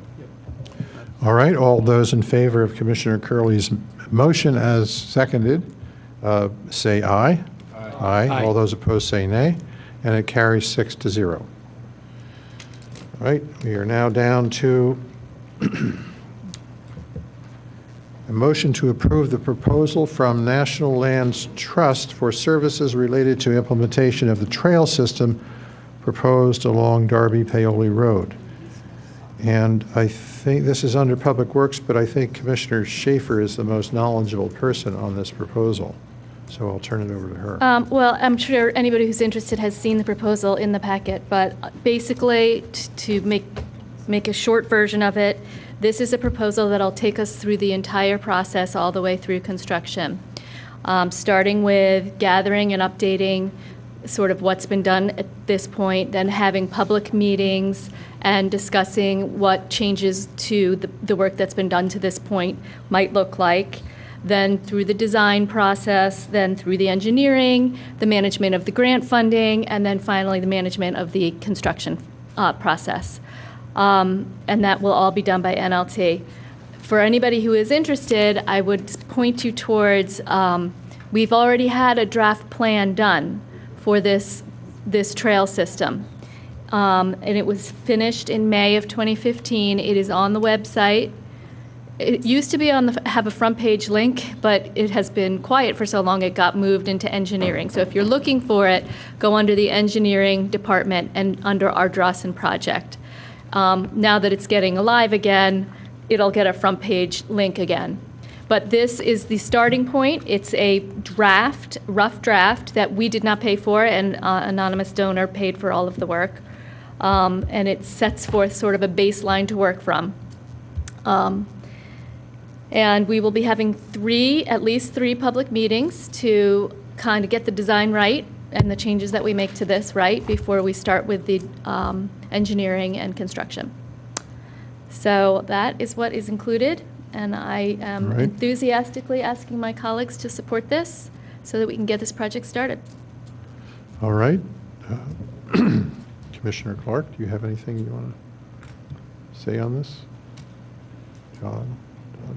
Okay, is there anybody in the audience that wants? Well, there's only one thing I wanted to mention. When we talked about this trail and the Parks Board approved it, one of their areas of concern is communications over there, especially since at that time they were under the mistaken belief that we were going to put a cell tower at the Willows. So I want to make sure that when we meet with NLT, they understand that that's an area we need to address some way, shape, or form.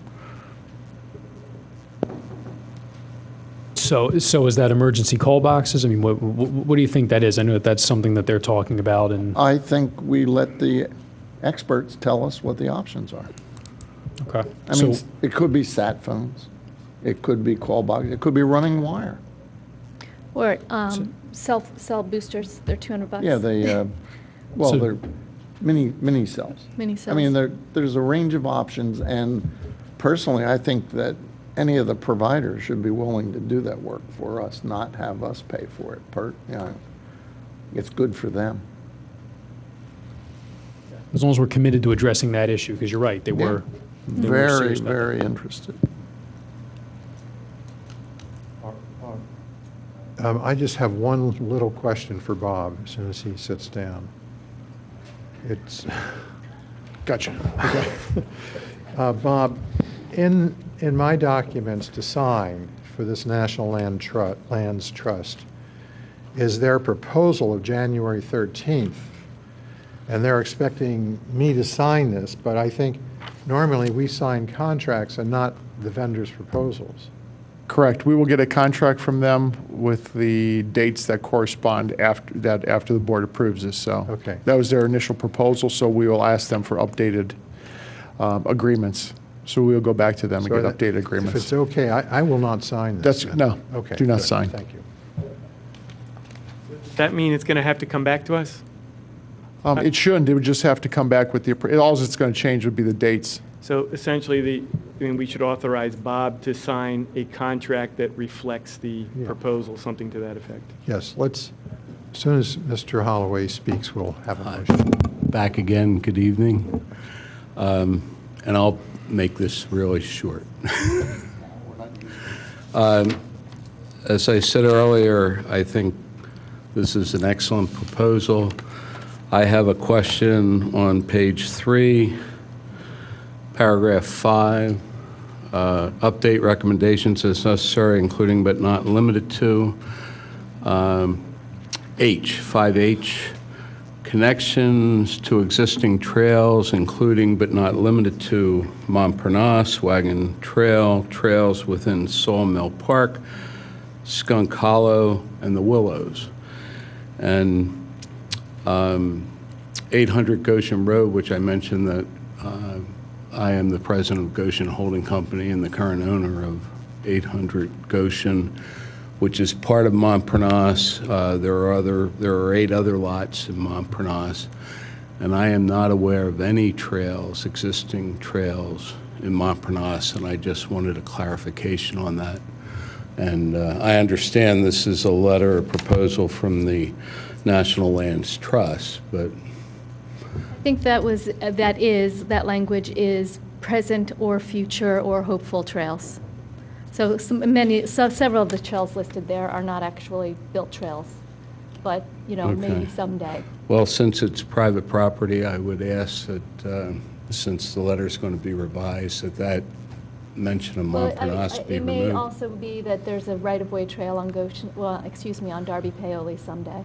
I'm sorry, there's a what? There may actually someday be a right-of-way trail on Darby Paoli. Oh, I understand that. I just would ask that There's a greenways plan at the county level, I'm sure you know of it, the Darby Creek Greenways plan, that has a trail going on the Darby Creek, the entire length of the trail. Yes. The entire length of the Darby. So that's what that's referring to. But our property extends to the center of Darby Paoli Road through the creek, and all that I would ask is that the word Montparnasse be removed from the letter. That's just a locator term? At this time, since it is private property. Yeah, I think the best thing to do, so this doesn't get lost, since this verbal may not be written down, send a letter in to Bob Zienkowski and ask him to kindly make note of the fact that there's no trail on Montparnasse, and whenever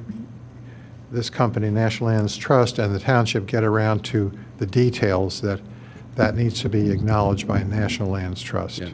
And I'm happy to meet with the National Land Trust to discuss the property, Well, but maybe no you'll- one has maybe- approached me. Maybe you'll agree to put a trail through it.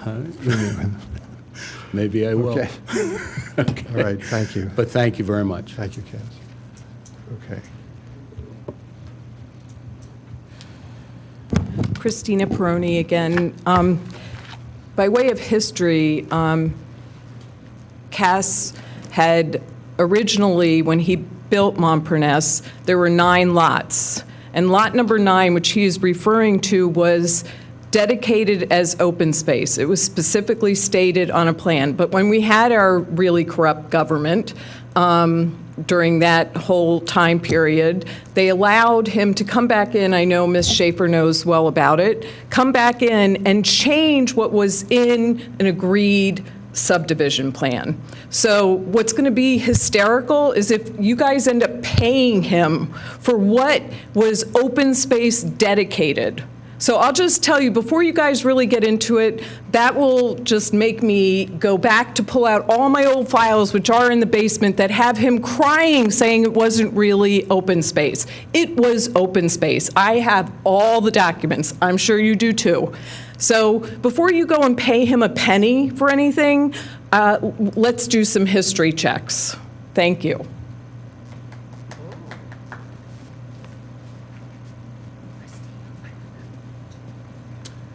Dan, Sherry, Wayne, just following up on what Ms. Peroni said, which is completely accurate with respect to Lot 9. She mentioned that Elaine Paul Schaefer may have documentation. In fact, when Elaine Paul Schaefer was seeking the endorsement from the Radnor Democratic Committee, she was asked, because she was then the executive director of the Radnor Conservancy, why hasn't the Radnor Conservancy come out and taken a position on Lot 9? It's very important. It was as open space. Why aren't you speaking out on this? And Elaine Paul Schaefer's comment was, well, I have a very thick binder on that. So I would recommend that you all make use of that binder, provided that Ms. Schaefer still has retained it, and go back and look at the history of Lot 9, because Ms. Peroni's representation as to the history of that parcel is quite accurate. Thank you. All right. I think we don't have a motion yet on this, do we? Did anybody move to? All right. I would move to approve the proposal and direct our township manager to execute a contract to that end. Second. All right. Is there any further discussion here or from the audience? All those in favor say aye. Aye. All those opposed say nay, and it carries 6-0. All right. The township manager has an item on the agenda, and it is discussion on sidewalks along Lancaster Avenue. Yes, thank you, Mr. President. I'll make this short, I know, with the time period. Jim, I'll ask you if you can bring this up. I want to thank Jim Doling. Jim had some pictures that he took here. This is one that I know we had some discussions with early on. I think this probably goes back 4.5 years. I think Commissioner Nagle, this is one that we actually had some conversations that goes back this far. I think John Fisher too as well, in regards to pedestrian traffic in and around Villanova University. This relates to students, residents in this area, actually residents that go down South Ithan Avenue, actually down in the Conestoga area, Garrett Hill area, and all the Beaupre, down into all through those neighborhoods there that utilize this sidewalk for biking, running, jogging, walking back and forth between here, Lower Marion, some of the different establishments there, CVS and the different businesses there. I know living down in that area, I also have a vehicle that has large mirrors, unfortunately, on the side of my truck. I know that I find it quite interesting, too, at times that people love to stand on the curbs while they wait to cross the street, which just amazes me that they have to have their feet right on the curb there, and it scares me a lot. But also, too, when there's a lot of walking there, and you'll see as we walk kind of down this path here as we go, it gets smaller. Some of the areas are tight. Some of the vehicles get closer into the particular area of one that what I'd look for the board, ask for the board consideration that we could reach out to Villanova and PennDOT to see what we can do here to improve this particular area, which is the south side of Lancaster Avenue, particularly between South Ithan Avenue and County Line Road. Again, some of these areas here are wide. They get tighter in some of these particular areas. I know that when we have a lot of the students, I know when we have parents walking their children with strollers, it is very difficult to walk side by side. There are many times that we have individuals that step out into the street. Curbs have actually, the curb reveal has now gone street side, has gone level. There are times I've witnessed that it comes very close to vehicles, close to that curb. You can see the handicap accessible ramps that are there, which is quite interesting that they have not replaced these. I know in John Nagle's ward that they've actually installed, PennDOT installed some handicap ramps that no one will ever access ever. In those particular areas, there's no sidewalks, there's nothing to get to except they have very nice handicap ramps at the streets. But in some of these areas, again, they get very tight here. I know a number of the residents and neighbors in the area have expressed concerns. Again, deteriorating areas there. Again, with the landscape that's in that area here, they're trimmed very nicely.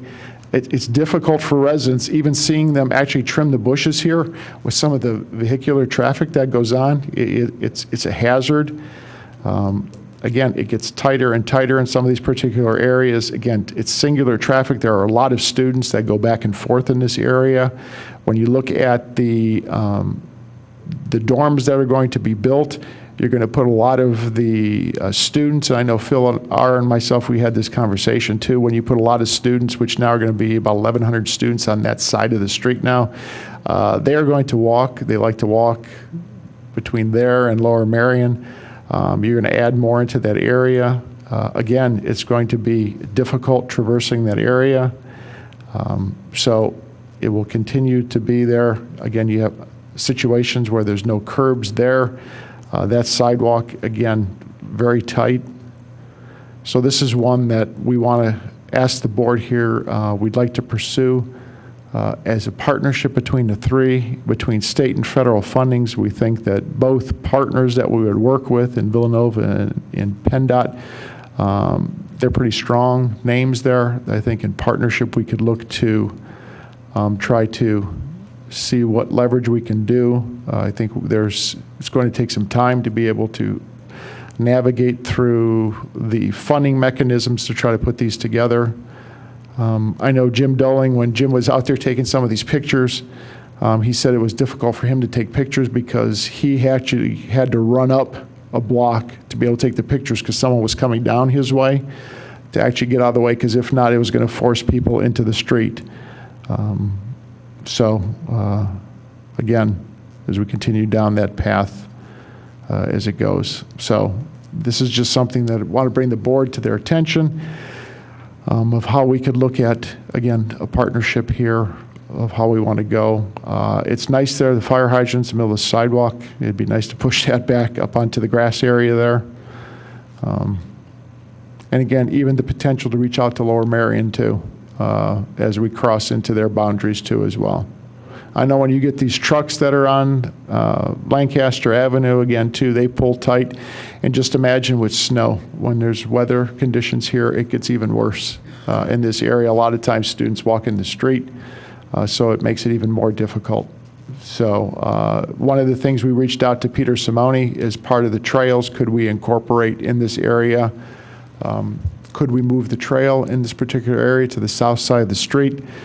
He said it's a possibility we could do that, but again, there's a lot of navigation that has to take place in the bridge that's there. So that, I think, becomes too much of a challenge. It increases the costs significantly. But I think this is a good stretch of the road that we would want to try to look to see what we could do in some type of partnership to reach out, because this is one that impacts that whole quadrant of the community, from those who jog, run, walk. There's a lot of activity that goes up in that area, so this is one that if we could have... I'm fully in favor of this, and I support Okay. you. It's a great thing that you've taken this on. As bad as some of those pictures are, I can tell you there's a stretch on Lancaster Avenue between the American Legion Bateman Gallagher Post and Shimoni Road that is even worse because they're narrow and there's a utility pole right in the center of the pavement. And whenever our log jam in Harrisburg is broken over the budget, I'd like to put a grant together for that sidewalk project.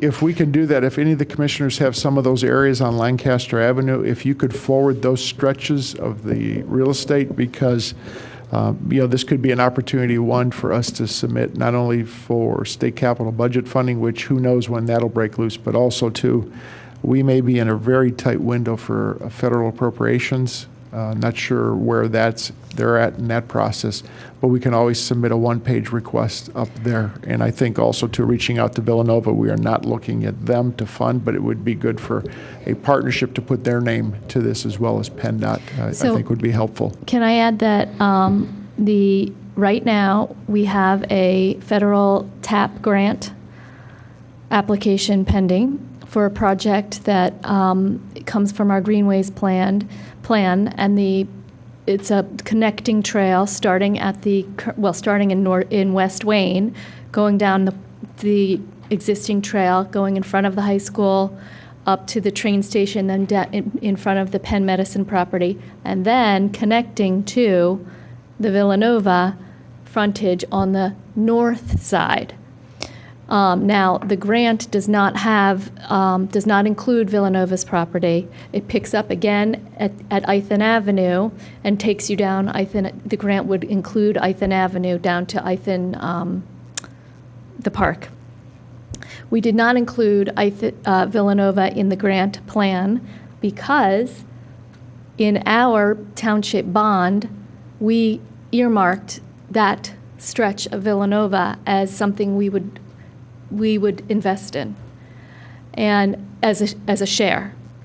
So we have not had formal negotiations with Villanova, but we've had informal negotiations that is a very important project to us in terms of connecting the Ithan area to the Penn Medicine trails and where those go.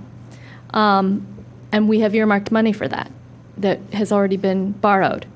So I'm completely for South Side sidewalk as well, but in connection with, and in my opinion, the priority is the north side since we've already applied for the trails on either side of it.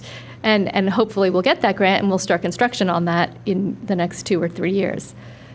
So I just want to put that out there, that's already in the works.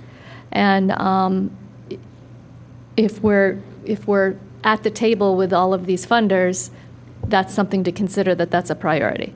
Okay, very good. Thank you, Bob, for that update or that presentation. Let's move ahead. Can we add something to that? Oh, sure, I'm sorry. Come ahead.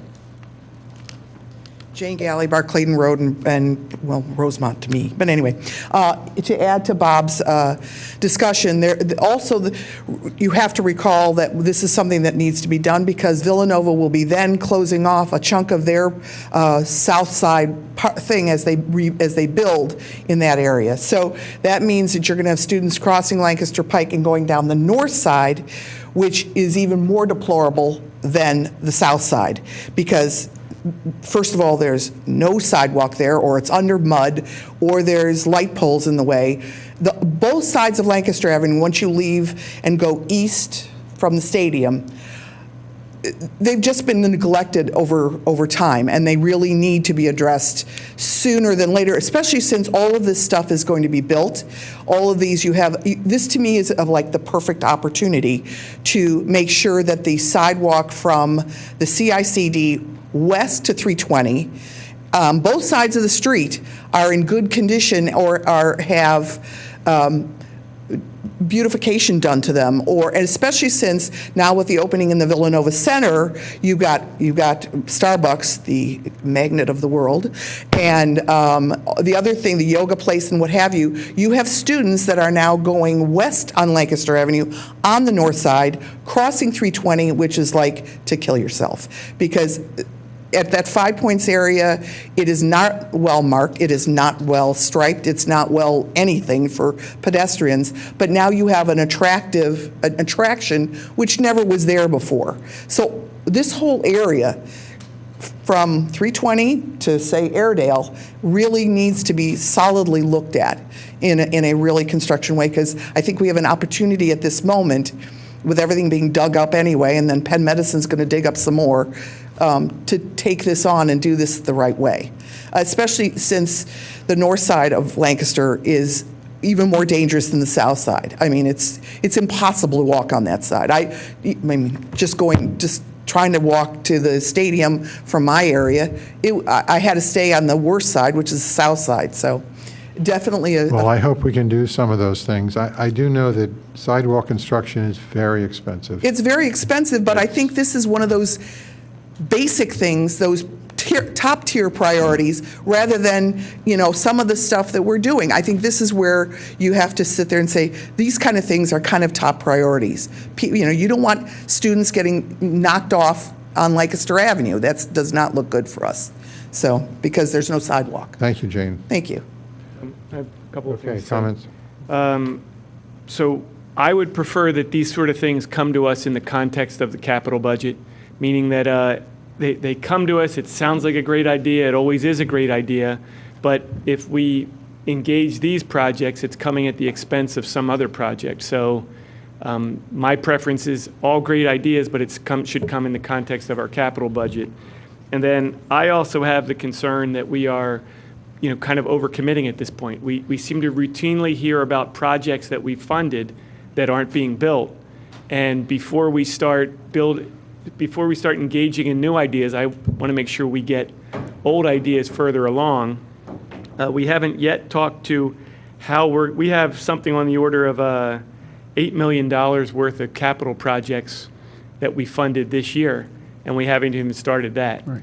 So I'm just worried that we're going to say this is a great idea and approve it in 2 years. Somebody's going to come to a meeting and say, what about that project 2 years ago that you approved that hasn't been done? So that's my feedback on it. This one down is just basically what I was doing is bringing this to the board and to say, is this okay if we start walking down this road? Because this would be great if we were able to pick up money that quick, but I'm not sure we get that money that quick, but at least to walk down that partnership to get PennDOT and Villanova to say, look, here's a project, because it's going to take a while just to be able to get the board aware that this is one that we'd like to go. I know we've got a lot of projects in the pipeline, and that's one that we've been meeting about to be able to get done. So this is one just to kind of take a look at and get going.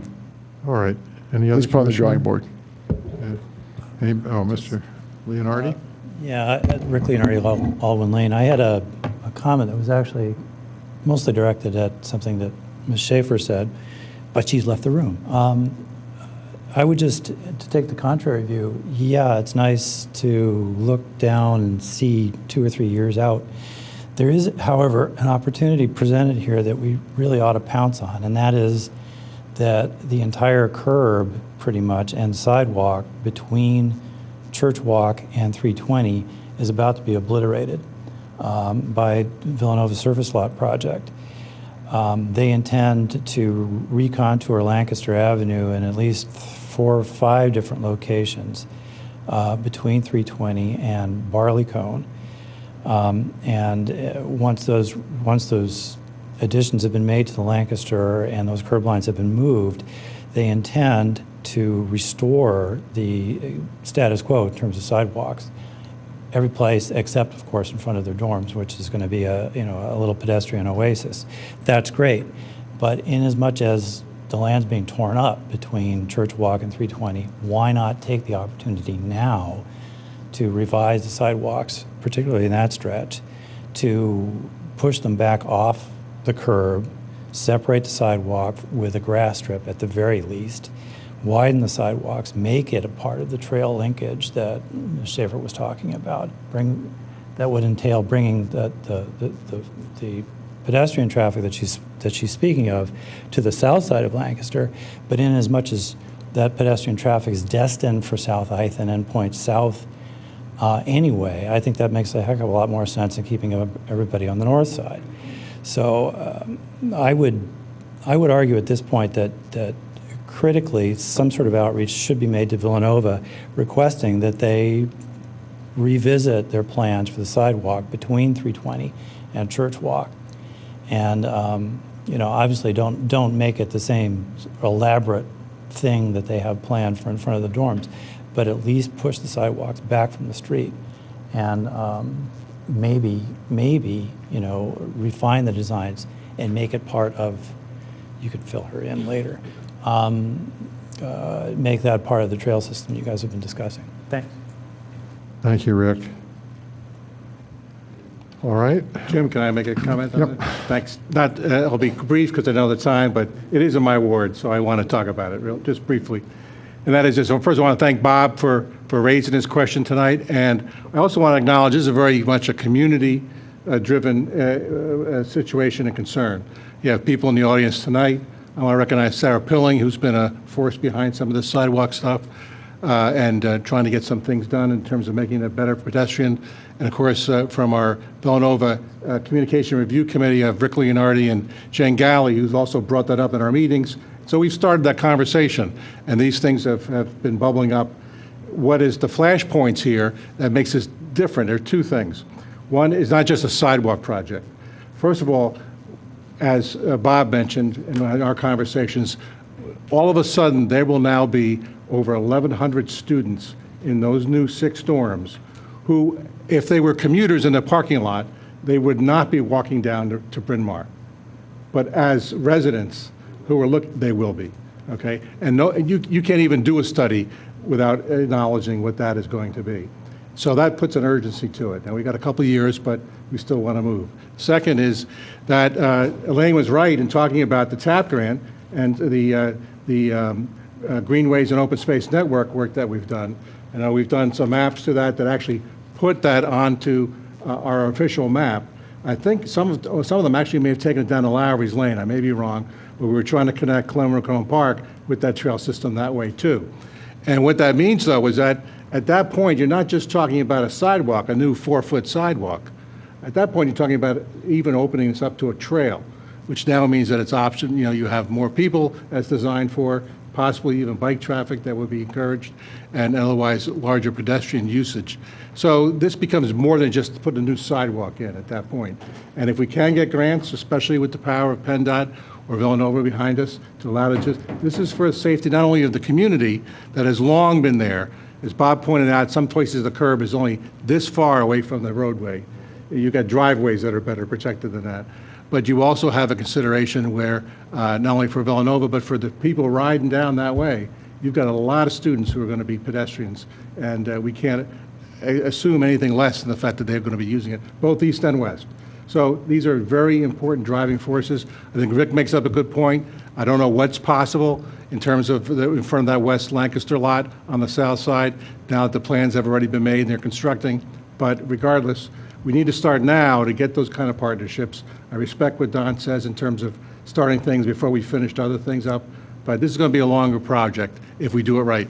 So let's start now and encourage Bob, and we'll give all the help that we can community-wide to make sure you have all the support. Thank you. Thank you, Phil. Thank you. All right. Let's move ahead now to community development. I'll move the authorization to file a complaint to remove unsafe structures at 228 Willow Avenue. Second. So, John Rice, 2 or 3 minutes to describe what that is.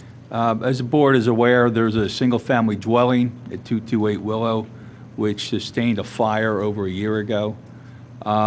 Kevin has been sending violation notices to bring it into repair. The property's in mortgage foreclosure. We've been having some discussions with the Lenders Council, but there's no end in sight. The building's unsafe. It's close to the road. Parts of it may fall into the road. So the only remedy at this point is to file a complaint, Delaware County Court, Common Pleas, to enforce the building code ordinances, the property maintenance ordinances, and try to get compliance. We don't expect compliance. I think we have an absentee owner. And failing that, seeking an order to remove the building. We would lean the costs of this against the property, but the first step is to get an order from the court to remedy the situation. I don't know if, Kevin, you want to add anything? This has been an ongoing, over a year, property maintenance issue on this? No, it has, and we've been unsuccessful, as John mentioned, in reaching out to the owner, who then deferred us to the lender. So it's been a battle going back and forth between the two entities. Sounds to me like it's the reasonable next step. I agree, and I think we have a second. Is there any comment from the audience on this? All right, I'm going to call for the vote. All those in favor say aye. Aye. Aye. All those opposed say nay, and it passes 5-0. I'll move ordinance 2016-04, amending Chapter 280 of the zoning ordinance, Section 115, regarding municipal services to clarify the use contemplated by the ordinance. All right, I'll second that. John, again, just a 2 or 3 minute description. This is an amendment to your existing municipal services use ordinances, and this is primarily to accommodate the library's proposed construction. They had some, because of the way that's township property, that would fall under this ordinance, but in looking at it, they had an option of going to the zoning hearing board to clarify some of the issues on their plan or amending the zoning ordinance. So what we've done is highlighted the additional language that will go into this ordinance. It would cover principal and accessory uses and also includes libraries and parking structures and lots. But it's specifically done to accommodate what the library is proposing on their plan and to avoid proceeding to the zoning hearing board. Is there any comment from the commissioners? Well, I would just say that when we first passed this ordinance to begin with, back in, I don't know, 2 or 3 years ago, I opposed it because I just feel like it could be abused. This is, however, is the exact type of case why you would pass it. It's basically saving the taxpayers money from going through a whole process to get to the end we would get to anyway. And I'll support it tonight because it's just the changes are basically in keeping with what was passed and will allow the library to move forward. But I still have a level of discomfort with this type of ordinance, lifting the township out of the regular processes that were set up to protect neighbors, basically. So, that's it. All right, thank you.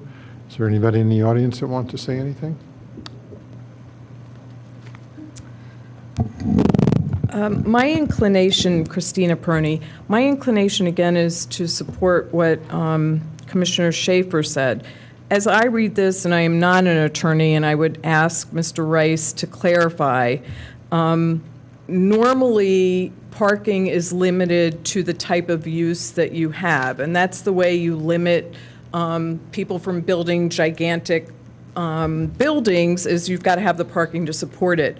My read of this, by changing this from just an accessory use to making it a principal use, is that public land could, like, let's just do worst case scenario. We decide to make the Willows a giant parking lot. Okay, we know you wouldn't approve that, but I think you could do that now because a principal use could be now just a parking structure.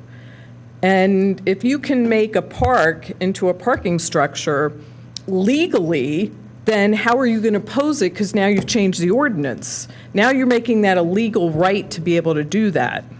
So while I understand what you're saying of trying to not go through the whole zoning variance that's needed for the library and to save taxpayers money, I think the unintended consequence on this of this change could be catastrophic, unless I'm reading it wrong. So I would just ask for some clarification, because to me, you're saying that a principal use could be a parking structure on government land. So Christina, if I could just comment on this, because we did this whole analysis the last time we did this. Okay, maybe I didn't hear it. The long and short of it is, if a township wanted to change their park into a parking lot, they could do it anyway. Right. It just would take 2 more meetings, because you would have to introduce an ordinance, and then you'd have to pass an ordinance. So you're not protected from it by not having this. You're more protected from having a horrible thing like that happen by the Deed and Dedicated Property Act, which would prohibit that happening. That's your protection. This is a process issue. And if 4 commissioners want to change zoning, they can change zoning. And this is a sort of a shortcut to do that saves taxpayers money. I never reached a level of comfort with it when we did it in the beginning. I'm still uncomfortable about it. But in the end, it's just achieving what a board could do anyway. And I do appreciate what you're saying, that any 4 people could do anything. But in theory, these multiple meetings get a groundswell. If 100 people show up, then the Willows is not going to turn into a parking lot. So I think also I would like to hear from the solicitor how this isn't spot zoning. I mean, it's very specifically changing an ordinance to get around asking for zoning variance for your own land. So I don't know how that's legal either. Again, I'm not an attorney, but my issues are spot zoning, and the other issue is unintended consequences of not having more meetings to hopefully warn the public if there are 4 bad commissioners who want to do bad things. So accessory use is different than principal use, and I would just be that is very scary. I mean, think down the road to maybe a different board. I'm not saying you would do it, but I think unintended consequences are important. And John, if we just eliminated structures, would it adversely affect any of the intent that we are trying to achieve? I think the parking, there's no parking structure proposed with the library, but there is a parking lot proposed. And I guess my question is, Kevin, is there any reason to leave structures in there in terms of the library or any other municipally owned property? Because remember, this has to be property that is owned by Radnor Township. So Right. that's, Right. and just spot zoning, just let's define what spot zoning is. Spot zoning is a map change, a zoning map change, where you, let's say you have all residential zone land, it's 100 acres, and in the middle of it, you create a commercial, industrial, quarry, whatever Okay. you want to call it, but it's out of character. This is not, this is a text amendment to an existing use, which, as Elaine pointed out, it was done really to facilitate what the township was doing on their properties, not someone else who would want to build a parking structure. Right. So that, that's the reason for this. It was to keep the township, the library, other township buildings out from in front of the zoning hearing board. And they're all on there as a result of voters. So if somebody has a problem with something, the voters are going to come out and speak to their commissioners. But the point is just not to enact a law that could be a bad one. I mean, you're changing a parking lot from an accessory use into a principal use, and that is a really big change. And to that point, John, aren't we then changing everything? Yeah, everything is, exactly. So would it be better to simply have item E that says library is an allowable principal use, and then that would satisfy? I mean, right. Good point. If that's the only, and it would. I mean, this is a decision of the board. I don't.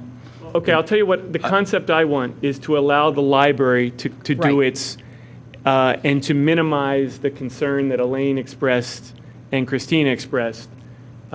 It hadn't occurred to me that, I mean, I don't think the concern is terribly real for the practical reasons, but I'm on board with. I can tell you this, I certainly don't want to facilitate a parking structure. If Right. 2 more meetings is necessary, then I would rather have 2 more meetings. Right. So just based on what Elaine said and Christina said, my sense is it would be best to just add an element that lets libraries be a primary, a principal use. right.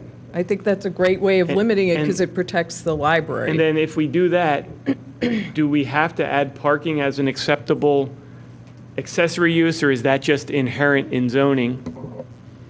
If we had to add that, then we would just, that first paragraph would just say, the following shall be permitted, as accessory uses unchanged, and add parking, and then we would have another paragraph that says, library can be a principal use. If you want to re-advertise it that way, it's up to the board. I mean, I don't see the risk. I really don't, because it is municipal. A private individual will not be able to come in Right. and take advantage of this. The township does have other principal uses in buildings, such as this building, such as your parks, your public works garage. But there isn't sort of a logic inconsistency. As I read the baseline, that A, B, C, and D only applied to accessory uses. Correct. And now all of those things are applying to primary uses. The way it reads currently, correct. So if what we wanted to do was the minimum and simply allow library to be a principal use, you could do that. Then we could do that. But I do think, Kevin, aren't there some parking issues with their plan as well that this is Yes, addressing? yes. So And- that would be problematic if we took out the parking language. So there's not enough parking for the library? Setbacks, there's not enough Right. parking now for the library, so it's an existing nonconformity, and we're looking at the municipal lot, is some overflow parking in there. But 2 other things that may be looked over on this ordinance is, one, that any project coming in under this ordinance is going to require board approval at a public meeting. And then there is something that we added in to address some of these concerns last time, and that was the notification process. Right. And that was kind of a last-minute add when we did this in 2013, that all properties within 500 feet would be notified of this, and we would do the same course of action with the library, although I believe that notification has gone out as a result of the land development plans. But, in the case that a land development or a project wouldn't qualify under land development, those provisions are in there. It's being done at a public meeting, and notification is being provided to all the residents around. Well, I mean, I'm going to support this tonight because I don't see this as an abuse. But I wanted to voice my thoughts.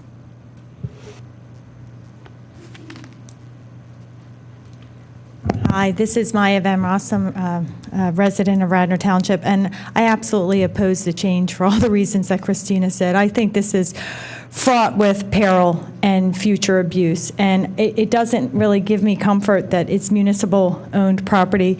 I can tell you, being in municipalities throughout the Delaware River watershed, there are plenty of times when you see a board that goes back on a commitment to the public to keep open space, open space. I could see that park that's by the train station, by the Wayne train station, when we're done with the artificial turf field and the school wants to walk away, that we have another public-private partnership, because everything's costing us so much money in this township. So our public-private partnership is going to have a parking lot or a parking structure, which are equally bad. One just allows more parking, but in terms of stormwater runoff and ecological harm, they're equally bad. So I can imagine all sorts of places and all sorts of ways that this gets abused, and especially because you're trying to institute it for one facility for which there is a process to get a variance. I mean, go through the process. That's why you have the process. I think notification within 500 feet doesn't resolve the issue, because public parks are public lands. Our whole community gets affected by how we use them. So an additional notification to people within 500 feet does not notify the whole community. So and this isn't about you. You may be perfectly confident that you would never make the wrong decision, but I'm not confident that future commissioners wouldn't. And process matters. It matters a lot. I advocate on a lot of issues, and I cannot tell you how much it matters to have the wealth of public meetings that are necessary to ensure that people are informed, and have an opportunity to come out and inform their decision makers about what they want to see and what they need for their community. So I really hope that you implement the changes Commissioner Curley is recommending. Take out parking structures and parking lots. They should be ancillary uses. They should not be a primary use. You should never have the opportunity to take your public open space and pave it over. And that's what this creates the opportunity to do. Paving over every park in Radnor, if somebody wanted to do it, because of a public-private partnership or a perceived need down the road, and that is wrong. And you mustn't make that easier. Please don't make that easier. Thank you. Don, did you move for your amendment? I did not. I still have some questions about it. So, John, how do we have parking as a principal use now, which we have? We have lots of government-owned property in which parking is the principal use. But this ordinance it only addresses the baseline, only addresses accessory uses. That was the issue that I think. Sorry, that was the issue that came up with the library project, that this ordinance should address not only municipal accessory uses, but municipal principal uses. And not just the library. I mean, there's other situations that may come up with township properties or existing township properties or buildings. I don't think this would permit you to pave over a park, because there's other statutes that would prevent that from occurring. But, this was to, and I don't know why it was limited, Don, initially to accessory uses. I mean, Kevin, you want to weigh in on that? But we see that there's other potential properties that you ought to be able to, the township, if the commissioners decide to move forward with a project, whether it's principal or accessory, expand onto your existing facilities, that this would benefit the township. The library project brought it to everybody's attention. You can certainly limit it if you want to limit it. I don't know why we would need parking structures, and I guess, Kevin, there's no structure proposed for the library at this point, right? Not at this point, no. And we don't have any, and it's unlikely that the township would. Okay, so build a if we were to delete structures and add accessories in parentheses after parking, we would essentially accomplish what we want to do, and no one could build a structure or pave over a park. As a principal use. Yes. Actually, your current ordinance, most of the township parks, all that I can think of off the top of my head, are in the PLU zoning district, or zoned that way, and public parking facilities are a permitted use. So regardless of this ordinance, any public park that's zoned PLU could have a public parking lot including a public parking structure as a principal use. So can't we then just take out parking structures altogether? You'd Well, still be able to park at the library is not in the PLU, the library is in the WBOD. Mr. Chairman, I think it would be best, and I agree, we should just put in there parking lot. I think it'd be better because I think accessories and structures lead to parking garages and other things like storage sheds and other things. I think if we just leave it as parking lot, then this way we leave it determined that people will know it would be a hard surface type But I thing. want it to So be parking structures and lots as an accessories. accessory. Correct, and I would just not a leave it defined. primary Yes, use. I would Okay, so define it just like that. If we cross out structure and lots, and we write parking parentheses as an accessory, parking parentheses accessory, close parentheses, that would satisfy the concern of no one could then pave over, a lot that is currently a park, like a pocket park, and you wouldn't be able to put a structure there. Correct.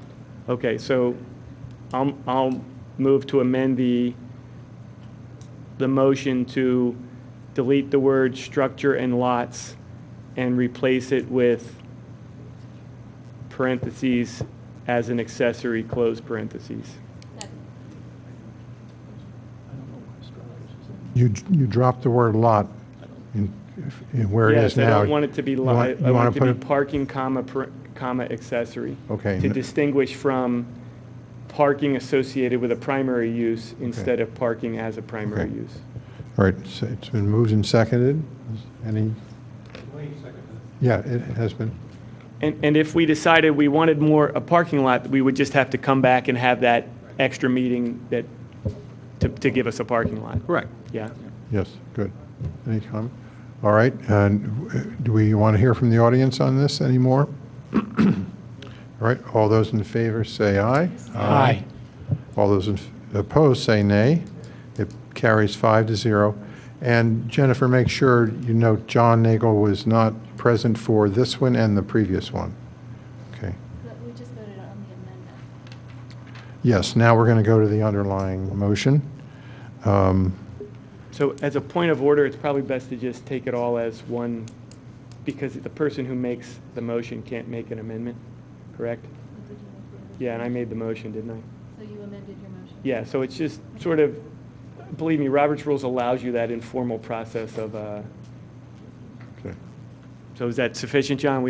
Yeah. Okay. All right, then we're going to redo it. Voting on 280, this is an amendment to our zoning code, section 280-115.5. To include the changes that I identified. To include the changes that Don Curley proposed and were seconded. And this is an introduction. Yes, thank you. All those in favor say aye. Aye. Aye. All those opposed say nay, and it carries 5-0. Thank you. Okay. Now, Don, you just have one more. Nothing more. No, that's it. Okay. Public safety, I have nothing to report. Do you have anything, Superintendent? Nope. finance and audit, No report. parks and recreation went home.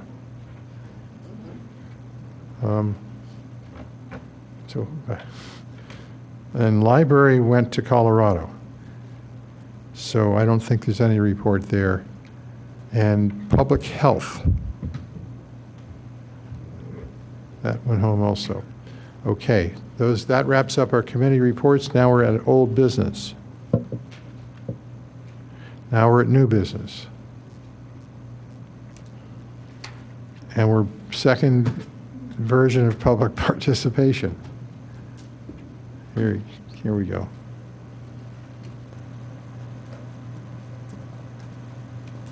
Yes, Dan Sherry, Wayne. Tonight, we saw from Jim Higgins regarding his behavior, I'll just characterize it as that, regarding this ordinance where an almost $1 million line item was entered by him without notifying other board members. We saw an interesting transformation, and the video will bear this out. Mr. Higgins was not only unashamed of what he did initially, he was defiant, very defiant. Actually declared that not only was it, at least implicitly, an appropriate thing to do, but that he was in fact duty-bound to do it. Duty-bound. And then after he was criticized, really to the point of being castigated by members of the audience at the microphone, oh, then he just had an epiphany, and we got an "I'm sorry." So if we're looking for metaphors, we've gone from a steel I-beam to an hour and a half later, a quivering bowl of Jell-O in terms of this conduct. Now, what is this? I'd submit to you that it is the antithesis of leadership. Okay? An apology means something when you realize what you did was wrong. It shouldn't have taken Commissioner Curley, a thoroughly decent man, to bring it to Jim Higgins' attention that that's not appropriate conduct for an elected official. Jim Higgins has been in public office, on and off at least, since the 1980s. And yet he needed Commissioner Curley to point this out. He needed people from the audience, presumably people like Christina Perroni, to point this out to him. Nevertheless, there was applause from the audience, from people I respect, applauding the fact that Jim Higgins apologized. Let me bring up another time that Jim Higgins apologized, and that happened over the summer. It had to do with appointing an individual for the 3rd Ward Commissioner seat. Commissioner Higgins supported Cheryl Tamola for that 3rd Ward appointment. And a number of people, myself included, came in and discussed that with this board, stating that, among other people, John Nagle had taken a very public position that if you were running to be the permanent commissioner, you should not be an interim commissioner. A number of people came and spoke about it. And then Jim Higgins had what can only be described, and has been described, as an eruption on you, Commissioner Curley, I might add. And he launched into a speech about how the Republican Delaware County Council had never appointed a Republican to the bench of the Delaware County Court of Common Pleas. Technically correct. They've never done that because they have no power to do that. That's a gubernatorial appointment followed by a Senate confirmation. And after he was lambasted in the press for taking such a foolhardy and indefensible and ridiculous position, Commissioner Higgins came in and apologized. Again, not only an elected official, but a member of the bar. I'm not impressed with apologies. Apologies are not a panacea. What you saw here tonight was a manifestation of bad judgment, not a mistake. Very significant difference between a mistake, oops, didn't mean to do that, sorry, accidentally stepped on your foot, and what happened here. This was no oversight. Jim Higgins has been pushing this basin project for months. You merely have to look at the tape or read the articles. Tons has been put out there about the Radnor Stormwater Management Advisory Committee and Jim Higgins' positions on it, and what Jim Higgins attempted to push forward when Commissioner Clark, after winning the election, hadn't yet even been able to take the dais. And now, after all of that's been done, after the Radnor School Board, the new Radnor School Board has moved in, made, I think, fairly clear they're not really interested, after this board had taken a position as to an ordinance, what does Jim Higgins do? Buries it. Buries it. Buries it in a line item. Not a de minimis amount, almost $1 million. And then after an hour and a half of the public coming in and pointing out that which never needed to be pointed out, that it's inexcusable and that it's obvious, oh, then a blubbering apology. You're going to continue to have this as long as you enable this. Okay? This is a person who knows what he's doing. Again, this isn't a mistake. It's not negligence. It's not recklessness. It's intentional. It's willful. So, to the extent conduct can be excused away with just an "I'm sorry," this board has a very tough road to hoe. And I'll give one more example as to an apology. A little bit unfair because he left. But John Nagle, after he announced somebody shoot you to me at a public meeting, After profound criticism, he came in at that point and offered an apology. And I rejected it because it's ridiculous. Okay? If you're only doing it after a public outcry, it's not an apology. It's a revealing indictment of your character. And now, because of what Jim Higgins has said on videotape, people are going to need to have to review every single word of every single ordinance and every single proposed resolution and every single proposed piece of legislation to make sure that Jim Higgins hasn't, by his own volition, gone back and altered it. It's interesting when he said that, oh, I'm not going to do it anymore. I'm going to put, what was the word, spotlight on it? Didn't say he was going to do it in public. Wonder why that was. Once that trust is broken, it can't be repaired. The only thing that can be done is a vote of no confidence or a vote to criticize him, rebuke him, censure him, something like that to show that this board does not put up with that type of behavior.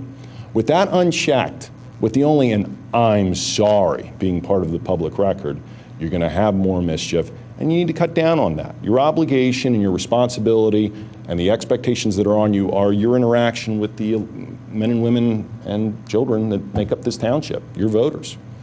This is the man that you currently have serving as your leader, Jim Higgins. Just like that's the solicitor over there that you continue to give a vote of confidence to. Eventually, I hope that you're going to realize that an ounce of prevention is worth a pound of cure, and that rather than continuing to have these embarrassing debacles go off on television, which demean all of you and hurt the credibility of this board, that you take action and stop the problem before it manifests. Thank you.